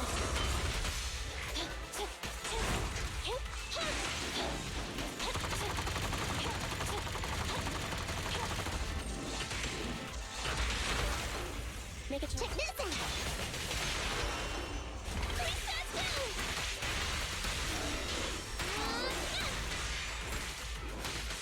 Cover that. Neutralize.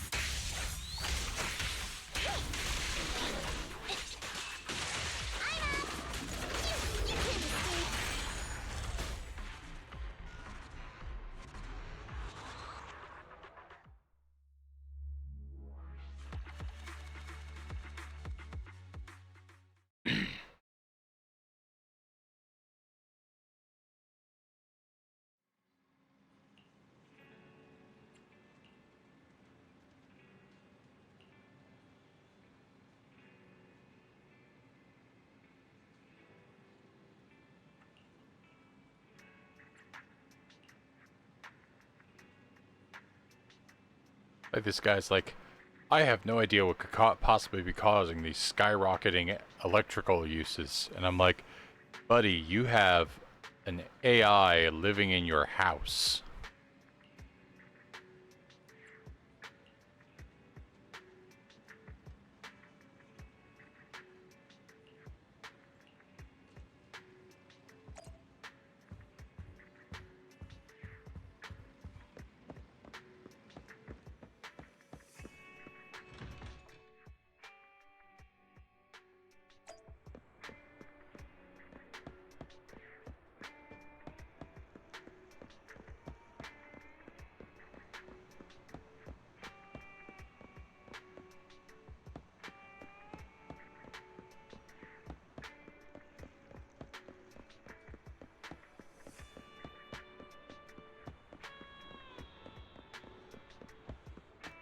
Wait a minute.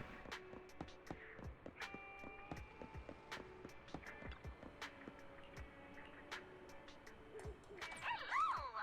I'm Public Security Officer Mew Mew. Pleasure to be That one's complete. It's Bagboo. Bagboo was the moving paper bag, I think.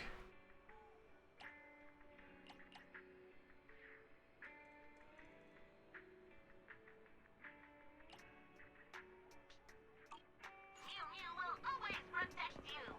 Or should I say, protect you?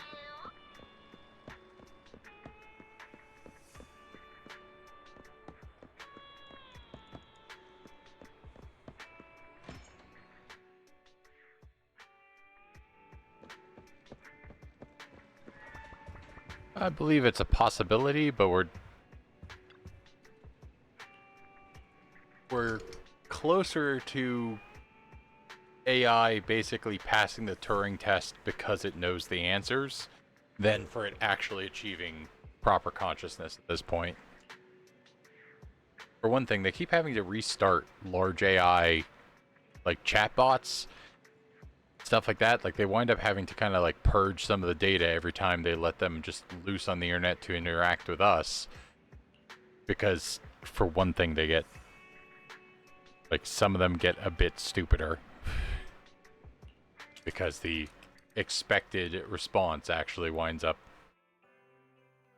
you know, I remember at some point somebody or it being explained online is they're like, yeah, we have to reset that because it kind of dumbs down a little bit.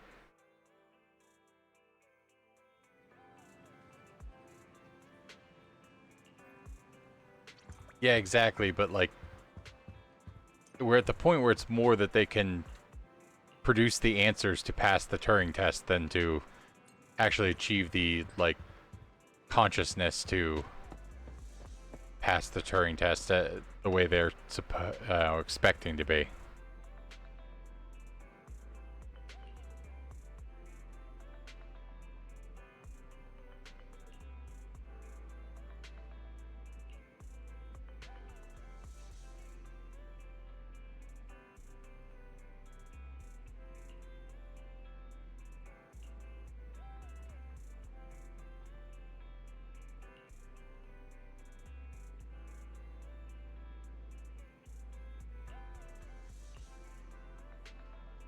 Oh, nice.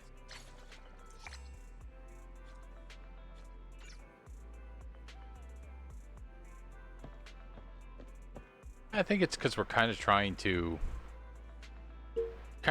judge different things. Like we would have a similar test to test if an animal was intelligent and conscious, if they could like speak English to us. We'd be sitting there going like, is this mocking? Is this like we're just repeating words we've said to it, or is this actually trying to like pass on its own internal ideas?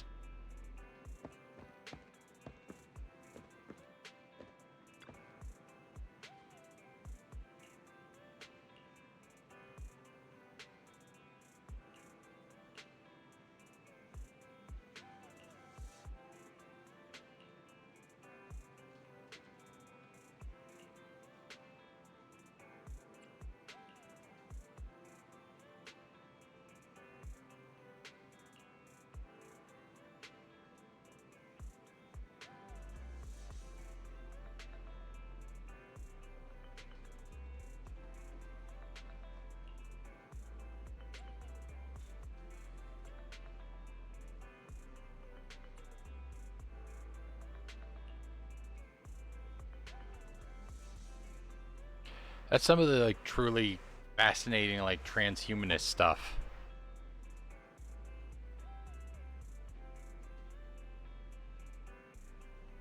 I mean, certainly true, but I think part of it is that like, so we're dealing at this point with like language models and like generative predictive stuff, where it's basically giving us answers because the system tells us that this is what we want to see and what we want. So we're like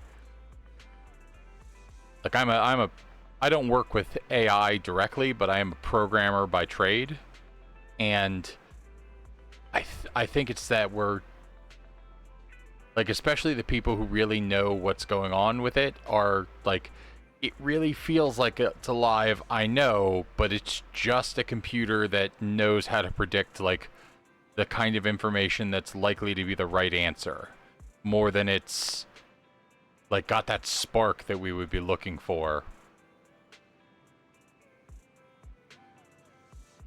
You're not wrong, and I think it gets into, like, I want to say even deeper into philosophy than I tend to go. To basically, like, there's something else there. It's not, you know, because our brain's not just a system that, like, gives answers based upon what we, you know, think people would want, but that is certainly a large part of the learning models.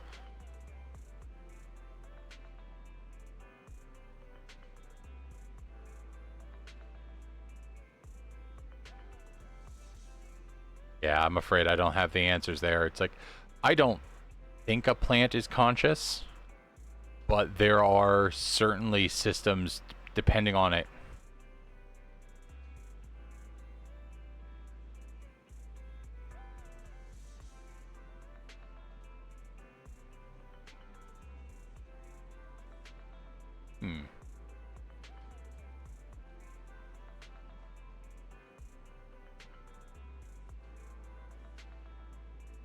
That's not a bad point. Although then I feel like we get into the discussions about, like, what AI actually is. Are we talking about, like, a language model? Are we talking about a neural net? Are we talking about, you know, because on some level, like, if I program something so that when I push a button, it lights up a light, you know, there is some small level of artificial intelligence there where, you know, the computer's doing the if-then statements of it. But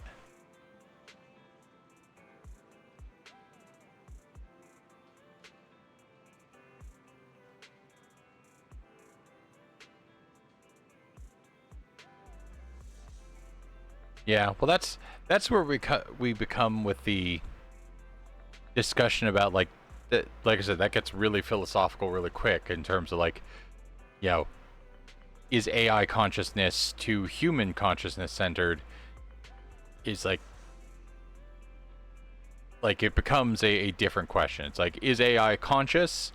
If I define conscious the way I define, you know, consciousness for myself and people I've talked to, you know, I believe the word is often sapient or something like that. Some of those questions, the questions Star Trek's been asking since they put Data in the series, you know,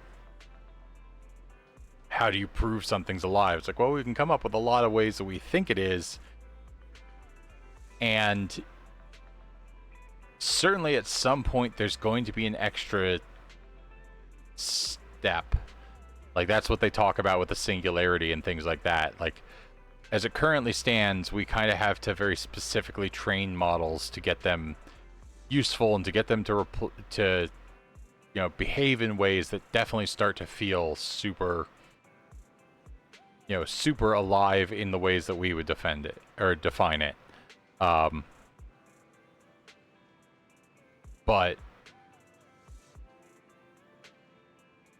you know, at some point there may come a spark where there's something extra behind there. Yeah.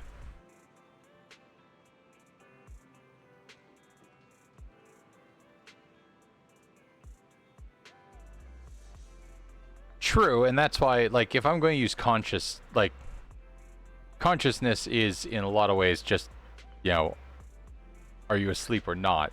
That's why, like, I prefer words like sapient and things like that, where it's, you know, or sentient, where it's, you know, you start to ask questions about, like, do they have, like, an internal, you know, like insects, are they a machine driven by a sort of biological programming in terms of their instincts and input of chemicals, or do they have, like, an internal thought process?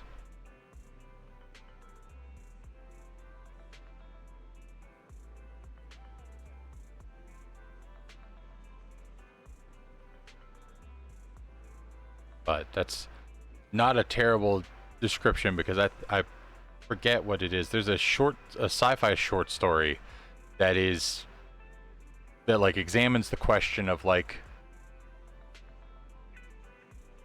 you know, it examines the question of like aliens coming to Earth in terms of like, you know, if you walk into a place and you set up a picnic and you accidentally put your picnic blanket on top of an entire thing of ants, like, you're not contemplating what the ants think of it and that sort of thing. And the idea that like alien technology or alien sentience could be so far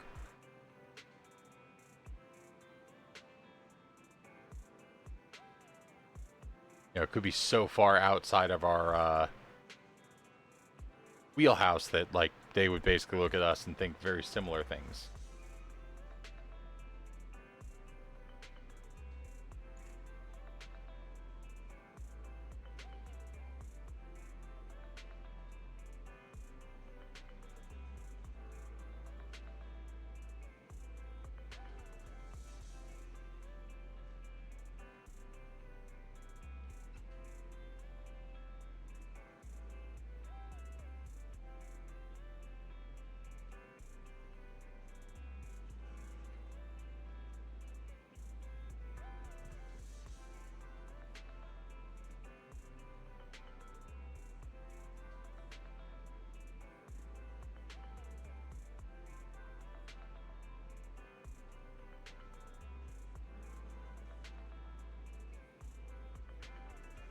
Definition here from sentience referring to the capacity of an individual, including humans and animals, to experience feelings and have cognitive abilities, such as awareness and emotional reactions.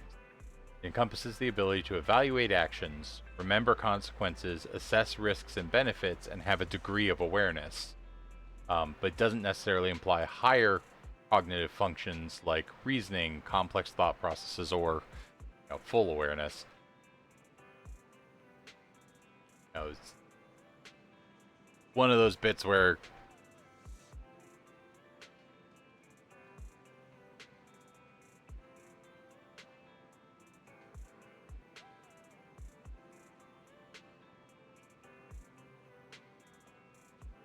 it's one of those bits where it definitely gets interesting fast and gets like I forget if they ever came up with a word, but I remember at some point guys on Rooster Teeth talking about the idea that there's probably a German word for it, or at the very least somebody needs to develop a word for a, like, that's far enough beyond me that I trust that people smarter than me are working that out.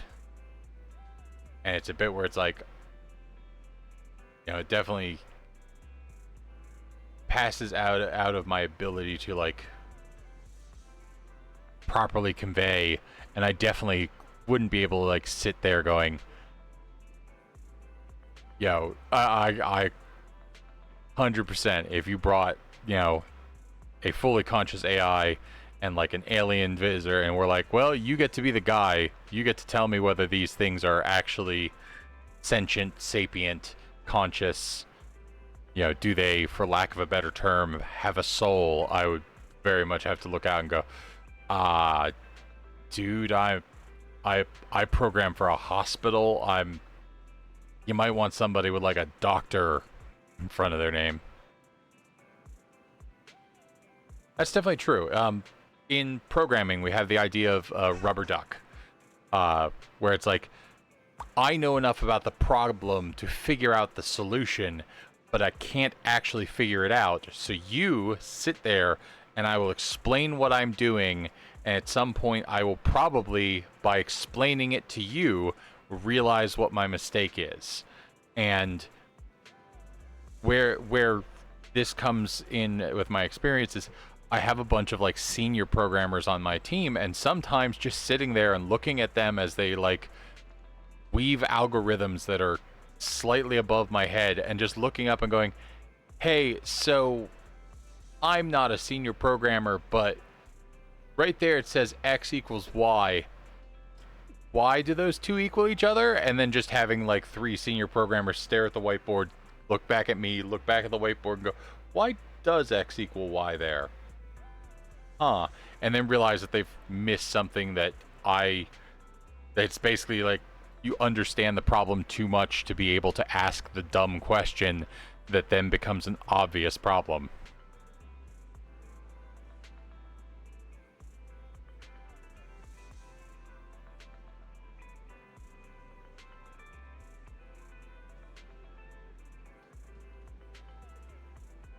Yeah. Like, the balance is you still need the experts sitting there so that they can go, it's like, no, you're right. But also, like, this is, so that my coworkers can go, no, that's a good question about, like, why that thing has this permissions and whether they all have those permissions. But this is also not a good, time for a for loop. Thank you. But that takes a lot of experience on their behalf, and hopefully you have hopefully whenever you're working that kind of research and stuff like that, you can have that culture where somebody comes in and asks that question, the person doesn't immediately turn and go, well, that's a dumb question, walk away.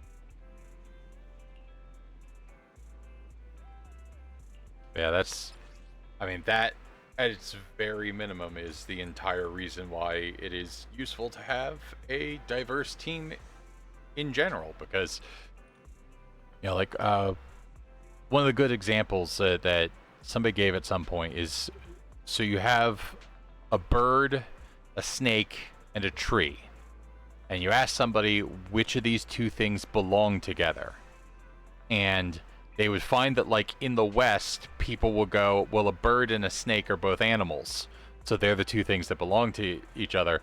And then they go and test children in the East, and the East will go, well, the bird lives in the tree, so those are the two things that belong with each other.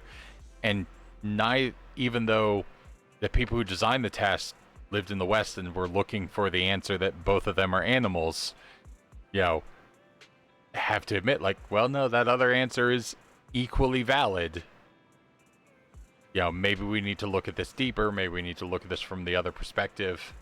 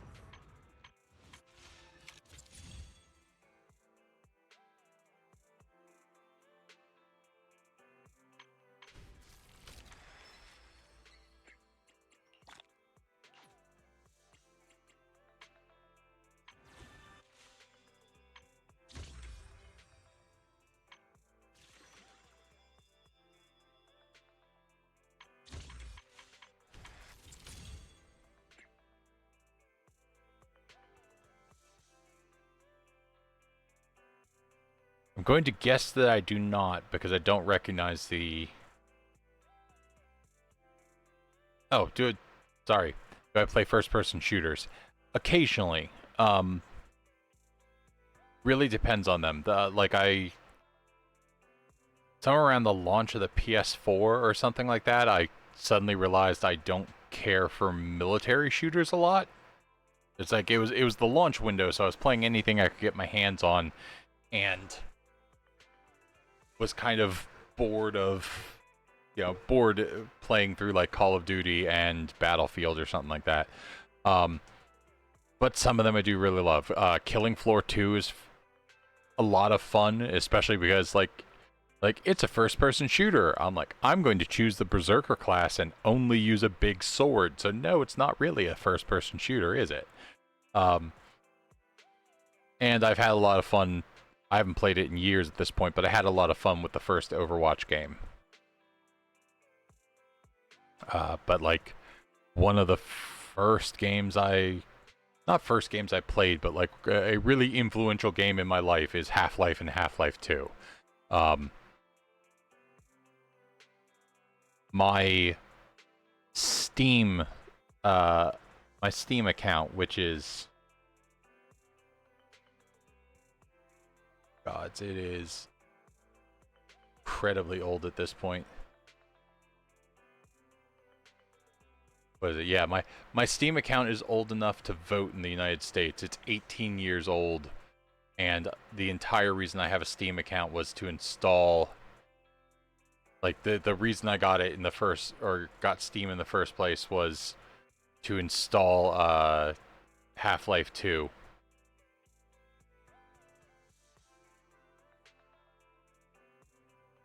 That's understandable. I mean, with Overwatch it was very much like I had some friends I would play it with, like at a LAN party where we all got our computers in the same room, and running around playing on a team with that or playing against each other with that was a lot of fun. I don't generally do a lot of like, I don't do a ton of like PvP and just running the same thing over and over again so you fight against people, but like there are definitely some ones that like that first person mode. I say even when the game like it uses that first person mode, but it's not really a shooter. What is it? I just had one in my head. I've got my Steam library open. If I scroll down, I will find what the name of it is. I think it starts with an S.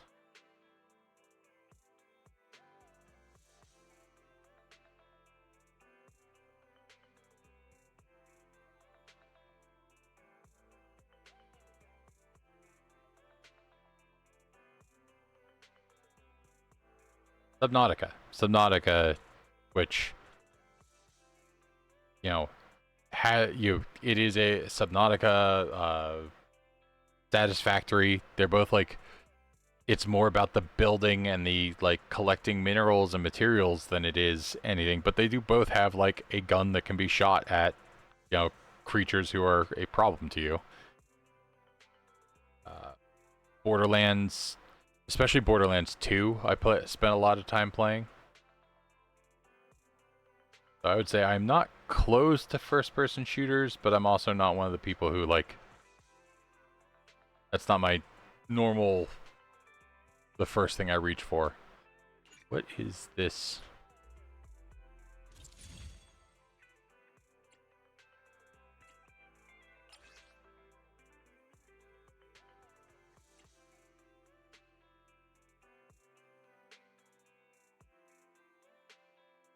Oh yeah, we're not skipping. It's like, hey, you can skip to beyond chapter 4. I'm like, I am in chapter 1. We are not doing that.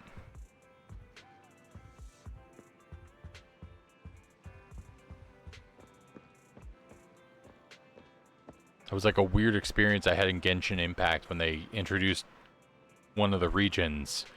I suddenly had like a teleport point I could go to, and when I went to that teleport point, it gathered like 7 people I'd never met, who were all like, oh man, I'm gonna miss all of our adventures that you've had here in Fontaine, our region. Yeah, well, when you go to the next region, you guys have fun.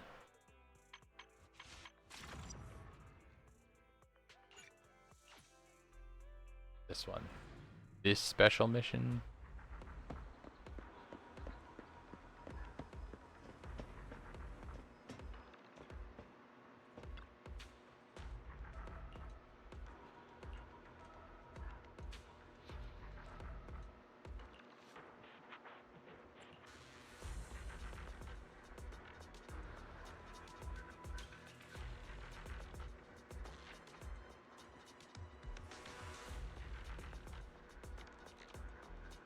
I did. Never, in any particular... It's one of the weird ones where I approached it more for the, like, story mission of some of the early games. I definitely wasn't playing Rainbow Six by the time, like, Siege and things like that came out, but...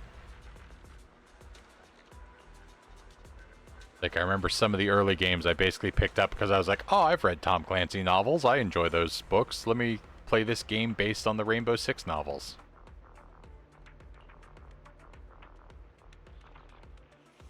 Titanfall and Titanfall 2 were another one where I got a little bit into, but I had the one problem where, like, especially Titanfall 1 was like, hey, we have a story mode. It's basically multiplayer mode, but somebody's, like, yelling in your ear a story while you're trying to play, like, a multiplayer, deathmatch thing.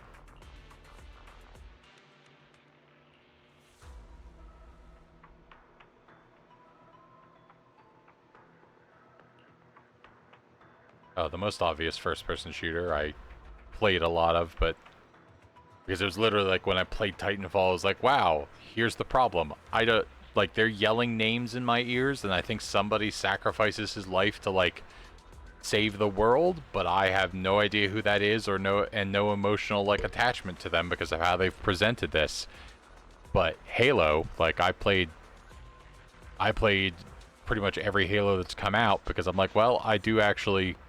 Like, if I'm honest, I care about Master Chief. I enjoy it. Yeah, I've watched, there's a YouTuber, and I think he's on Twitch too, Russian Badger, has put out some videos with, and especially, like, he plays the, like, military shooters I don't tend to, but he also plays them specifically to hit, like, every goofy moment he can.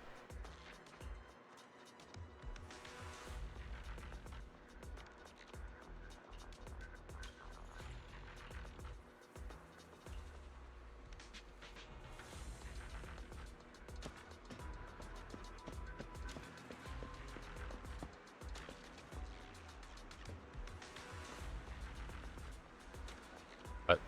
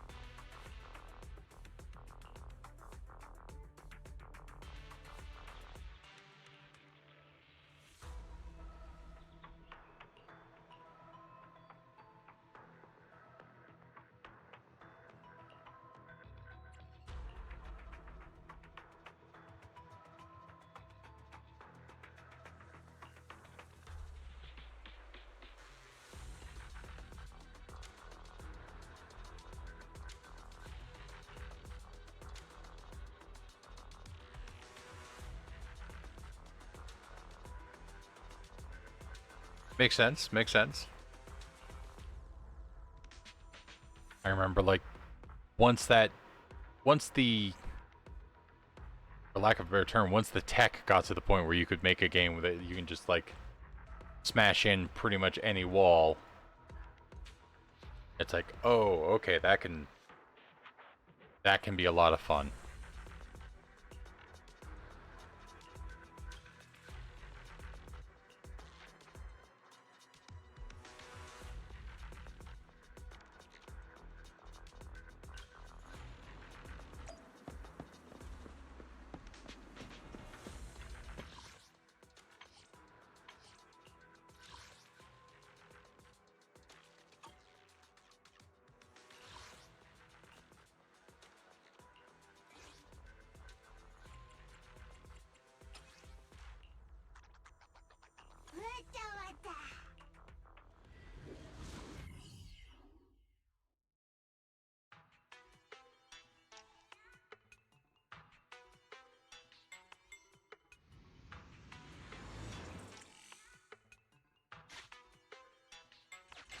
Calculating environmental data within Hollow Zero. The squad has found a Bangbu lost in the hollow. An ally Bangbu will provide buffs, but cannot unleash Bangbu chain attacks. You may bring up to 2 ally Bangbu. Master, you can use Eos's communication module and convince them to aid you in battle.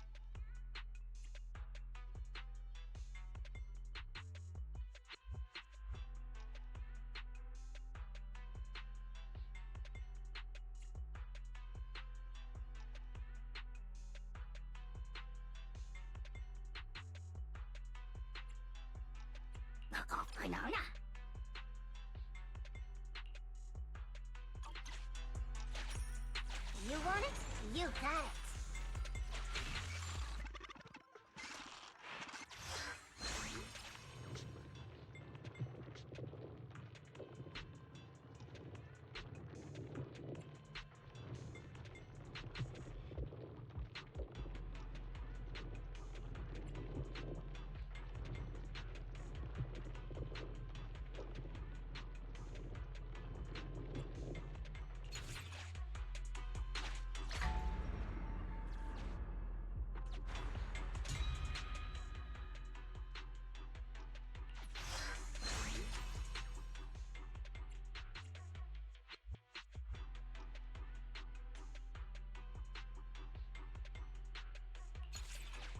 You've got a good eye.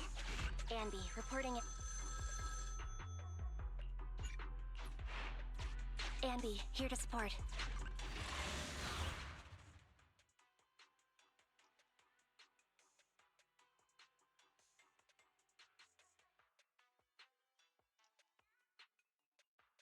Yeah, that's actually often a problem with some of those games where you're like dependent upon, you know, matchmaking with randos. Is there's always a group of like people who are entirely too serious about it in ways that can make the game a lot, you know, not a lot of fun.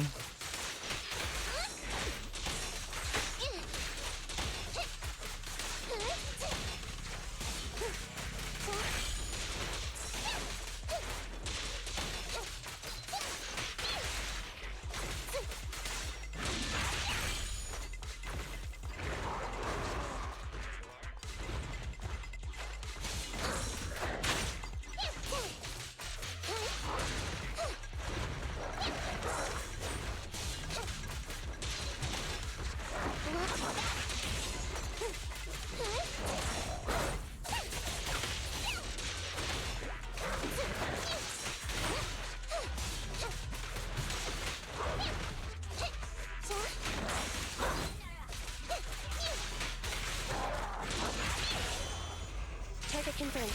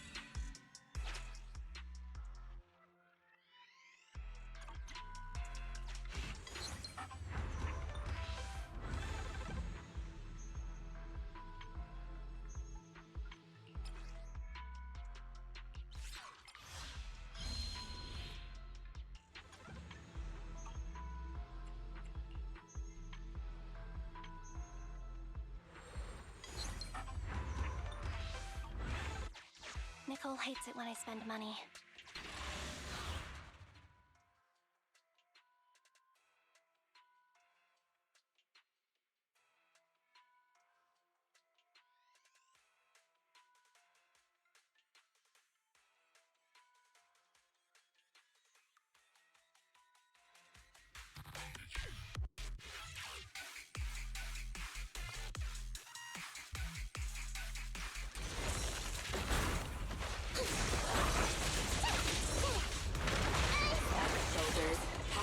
These are all dangerous assets in combat. While it is in its frenzied state, it is best not to face it head on.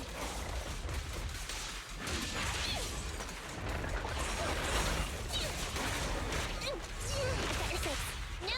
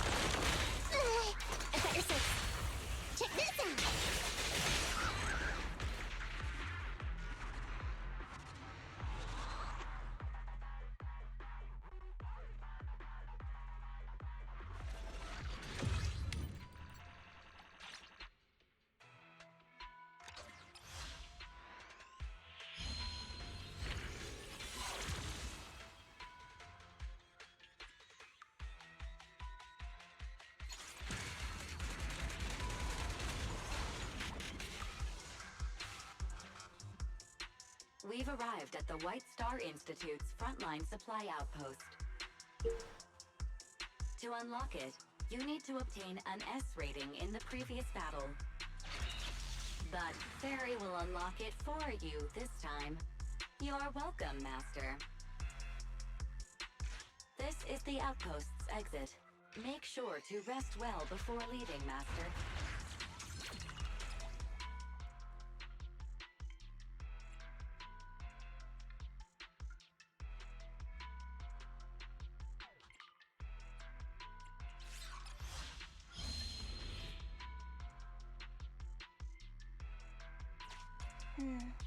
Seems I got stronger.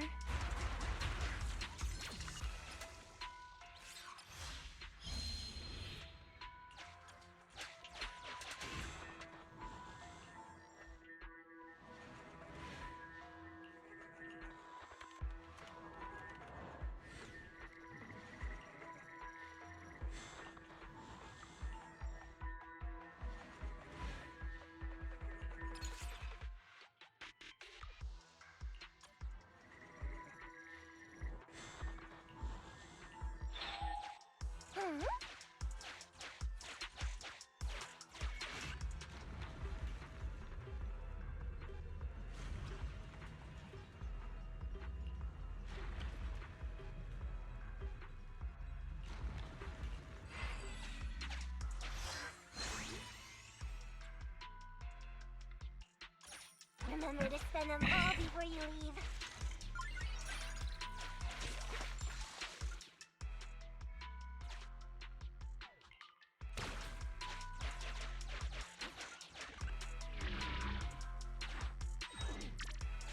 We've reached the depths. Continue and... If you need, I'm here.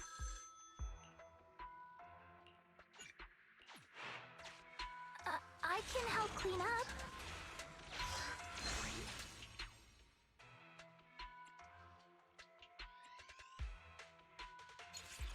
Yeah, I believe in you.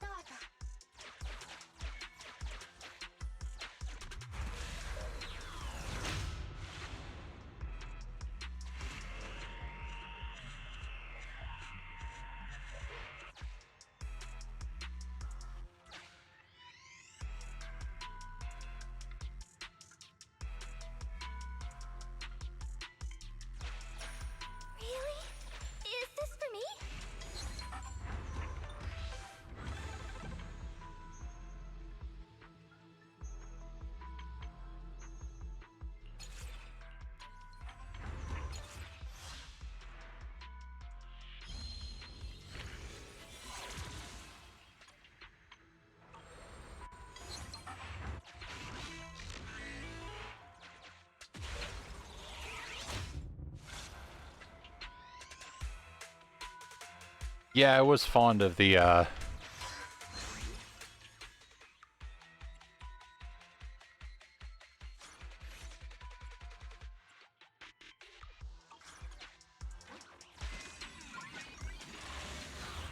I was fond of the little like turret one that they had.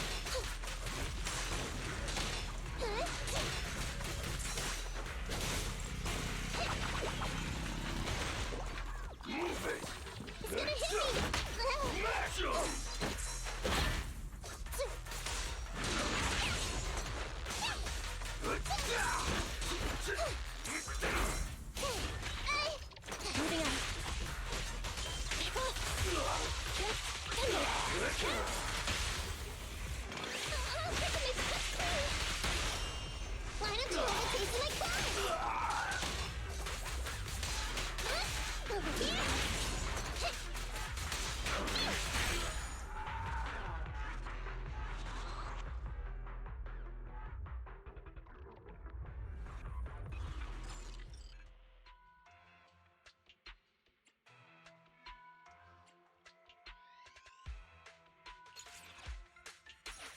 gear coins, just like in that movie.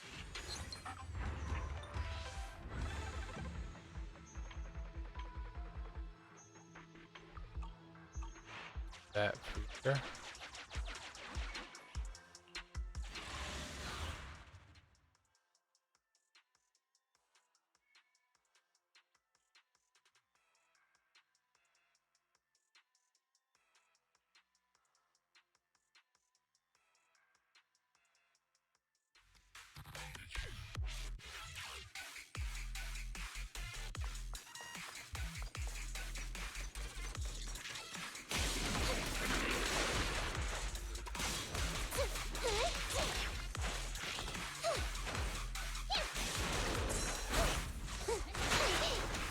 Moving up.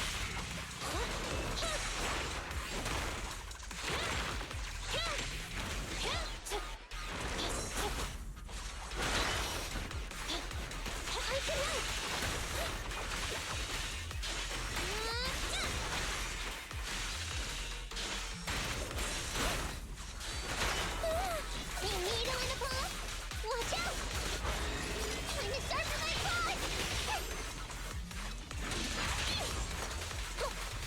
Watch it back!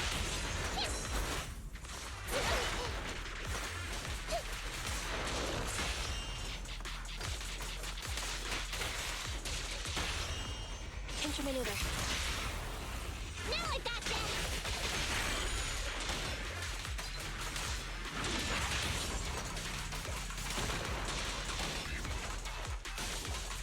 Let's play some more!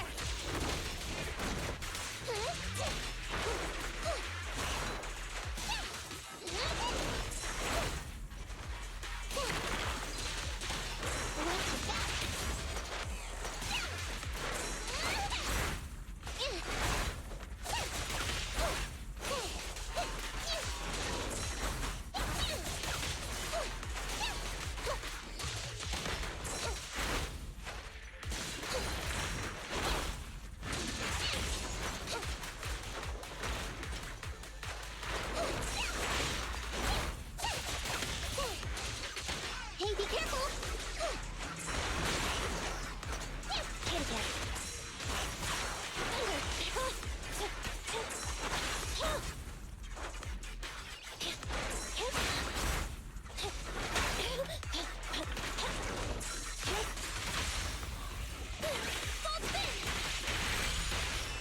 Living up for you! Full power!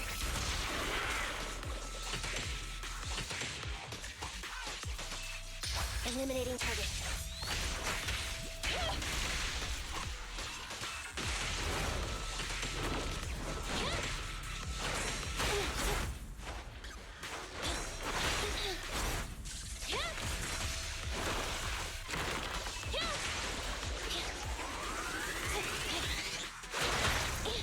Watch out, please.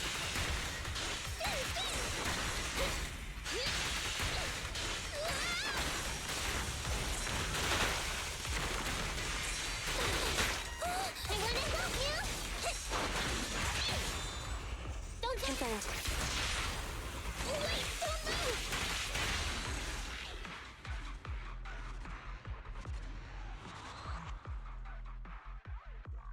Like, especially when they like push you into a spot close to a wall or whatnot. You just get to this point, you're like, I don't 100% know what's happening, but I'm just going to keep pushing the buttons to keep killing this thing.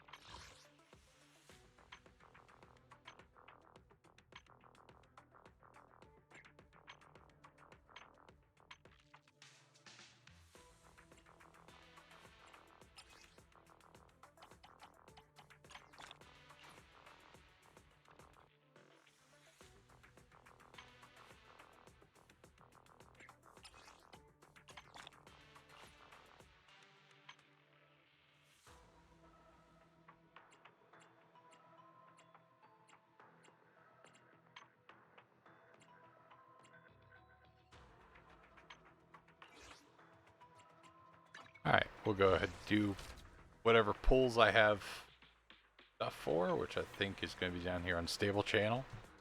Do a couple pulls, and then I think I'll probably sign off for the evening. Oh, sorry. I played Witcher 1 and Witcher 2. Or at least I kind of picked them up and started to play them. And they were not... Like, they just didn't grab me. Mostly because, like, the combat was a little sluggish and not very enjoyable.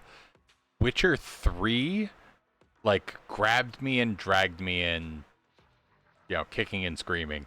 Where it was like... Especially because, like, a friend of mine was telling me about it ahead of time and really said that, like, the best part of that game is when you get, like, a side quest to go after... You know, to go after, like, a werewolf or whatever.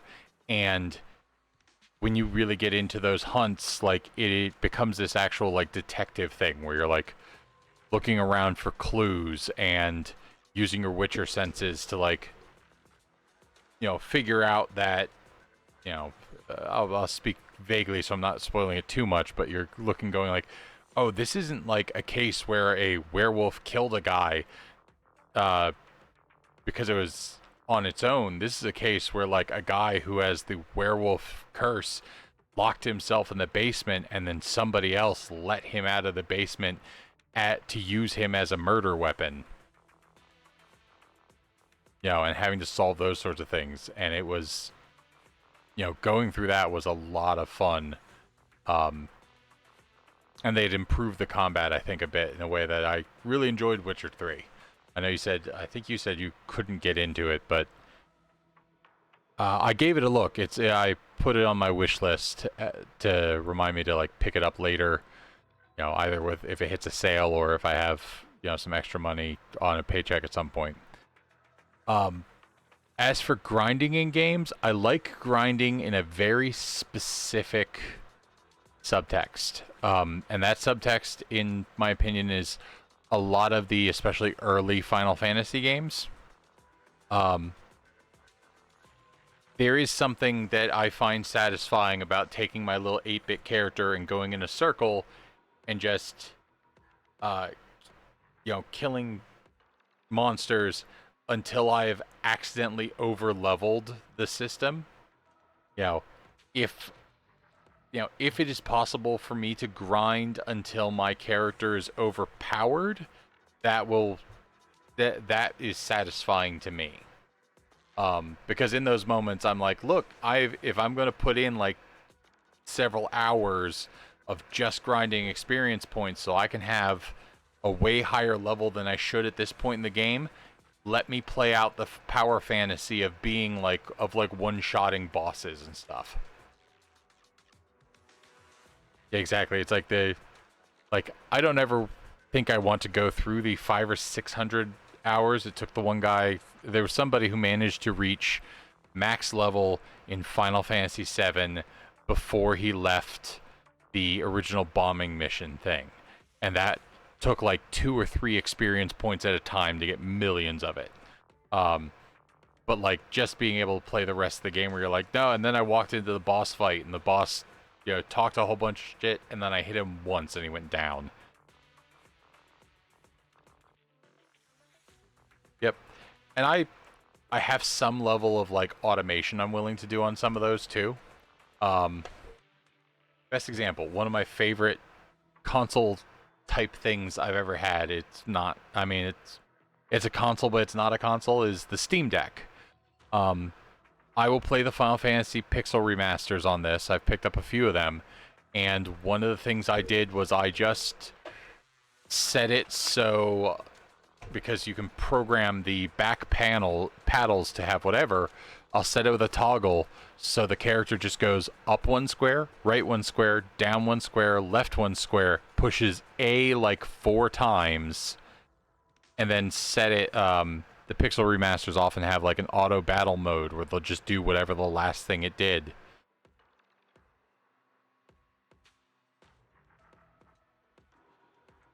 I'm getting a little bit better about using certain consumables, especially if it's something that I'm like aware. But the problem I find with consumables is like like for example, if I'm playing a Final Fantasy game, the potions are never going to do as well as my cure gets to pretty quickly, especially if I'm like doing the thing where I'm trying to overlevel myself. So at that point it becomes, okay, I want to save my MP for later, so now that I'm between fights, I'm going to open up my inventory, grab like every potion in it and shove it in my mouth, so that this guy who's got 3600 HP can heal up 100 HP at a time.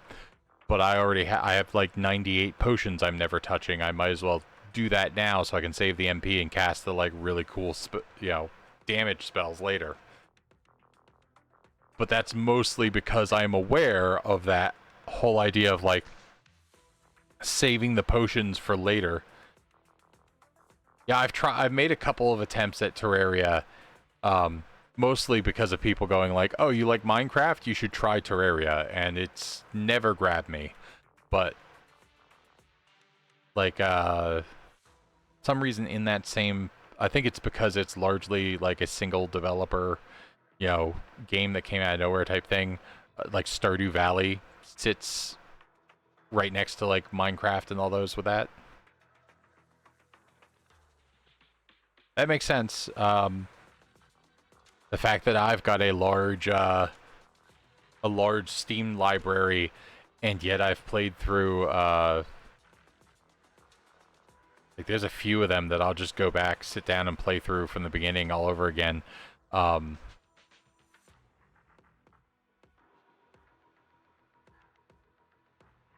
Yeah, I've definitely seen it's a lot. It's got a lot of the RPG stuff, but like especially when it was starting out, like before it got as developed of a game, it definitely had some things that got it, got it compared to Minecraft in a lot of ways. And like Minecraft has become a lot more digital Legos, but there is, if you play Minecraft through to actually beat the game, then you are grinding, exploring, and trying to beat the Ender Dragon, be in a position to beat the Ender Dragon by the end of the game. And then Minecraft actually rolls credits on you, which I remember, like, the first time I found out that was a possibility, I was like, wait, what? I didn't think Minecraft had an end. Okay. Interesting. Hit this while we're chatting. But,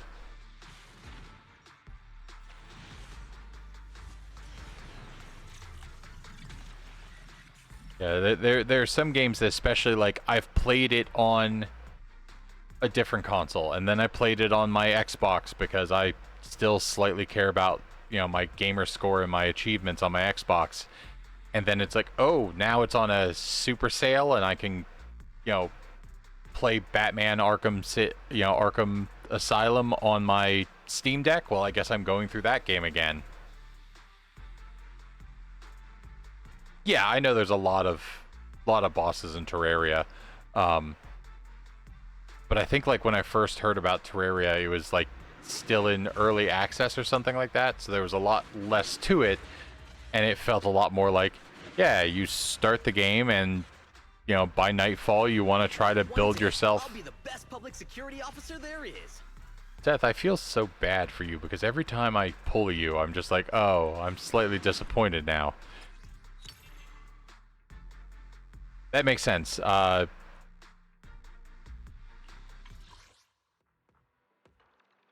that makes sense. I'm, luckily I'm in a position where I have a good, the job I have pays well enough, but I can't afford the Steam Deck, just out of nowhere. I had to, that's very much a, like in the US, they will, when we get to like the April season or whatever and taxes are due, if you are somebody who has your taxes coming out of your paycheck every pay period, you'll wind up filing a tax refund, and sometimes I've gotten a significant amount back, and because I've gotten a significant amount back, that was how I was able to afford to pick up the Steam Deck.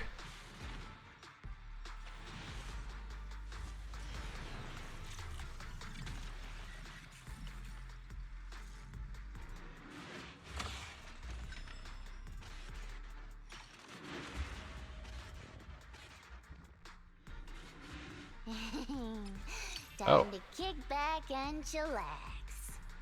I got a new character. I didn't realize I pulled 2 A ranks, so I hit start like right as it revealed it.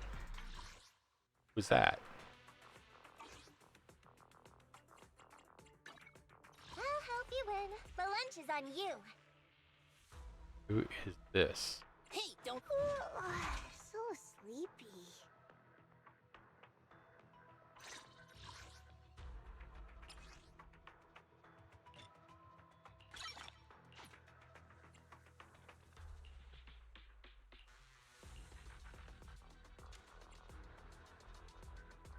When did I pick up?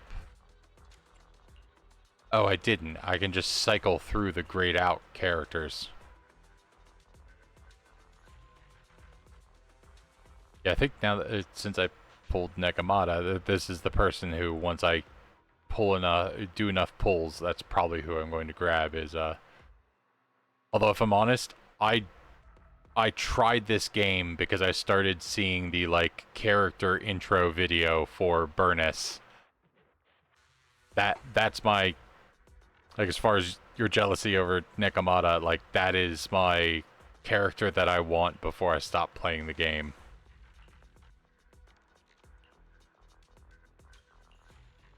Oh.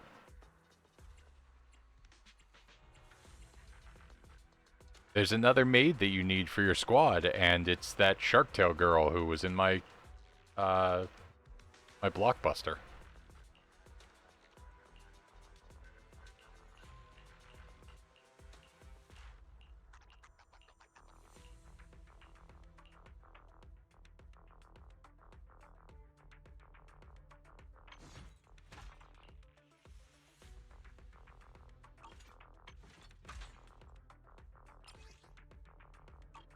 Not have that.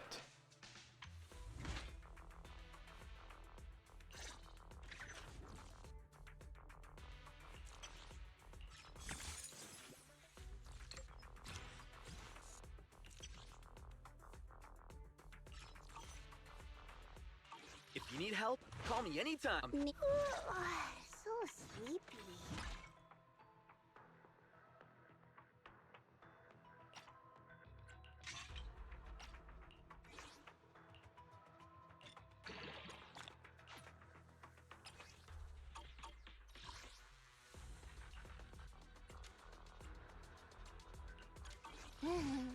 You want to ready for combat. Standing by. Good day, Proxy. Is it work to... Wanna be my research subject? Come on, let's get to work. Officer 148, Juyu Yukashiro Yanagi, head maid Rina, at your... A new case to solve? One. Wanna go... I only handle tech. touch my tail, and now.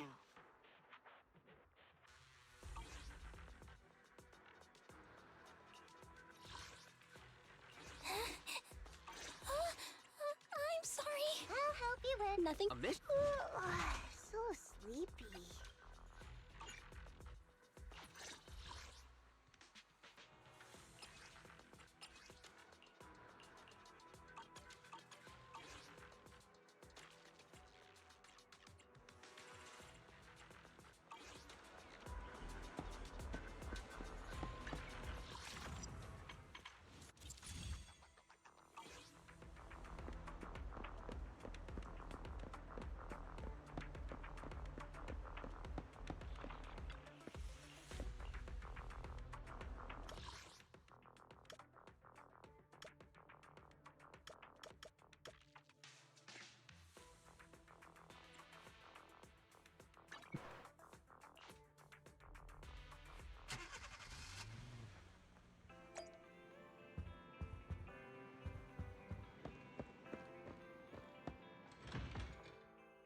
Oh, of course, it's trying to lead me back to that same arpeggio fault.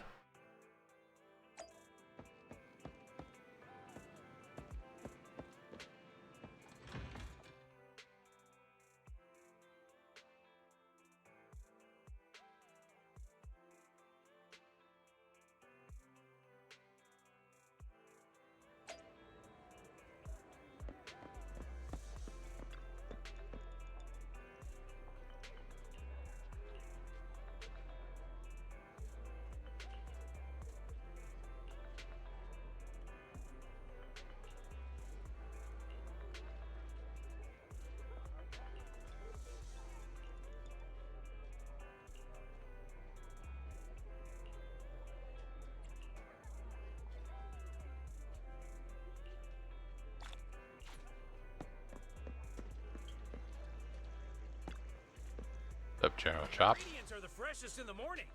Come, have a bowl of noodles.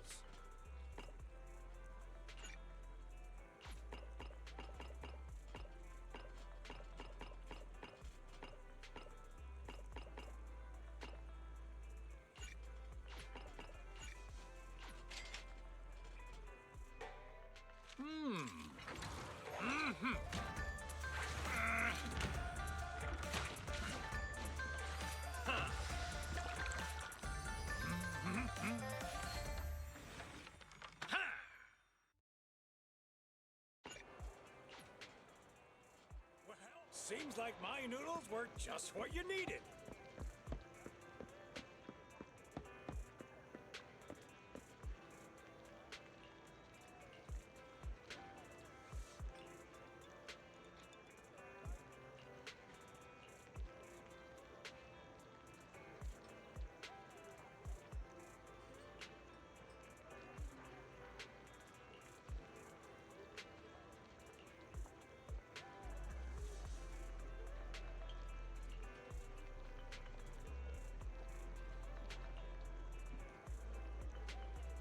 And the slight sound of like the noodles cooking and frying in my right ear. Like, I know it's not going to be the same as what he's cooking at all, but like I might have to go downstairs and see if I've at least got a cup noodle before I head to bed.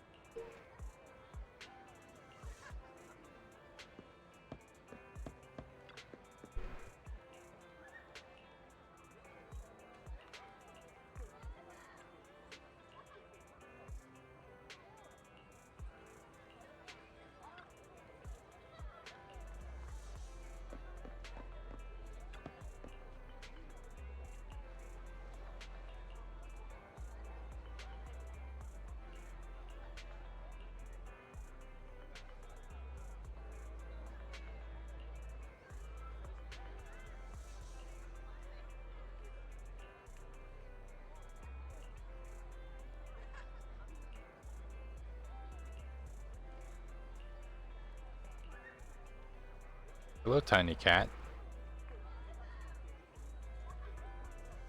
Another cat has come to join us. This one was a name picked by my partner, who wanted to name after something in Star Wars, and my daughter, who is 4. So this cat's name is Obi-Wan Watermelon.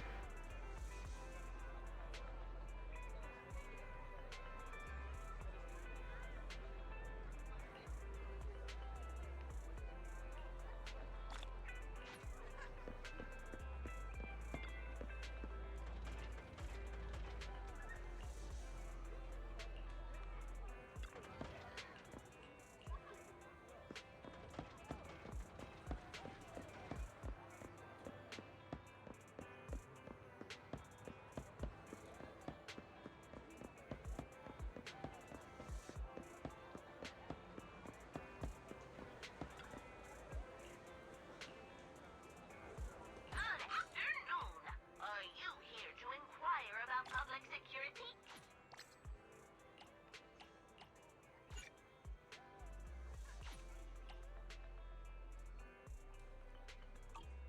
Mew Mew will always protect you. Should I say, protect you?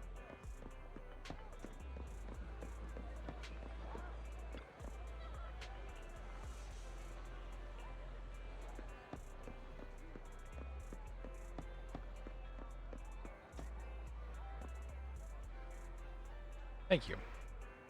Alright, I think that is going to be me for the night. Head down. Discover I don't have any cup ramen and be slightly disappointed about it, and then head to bed.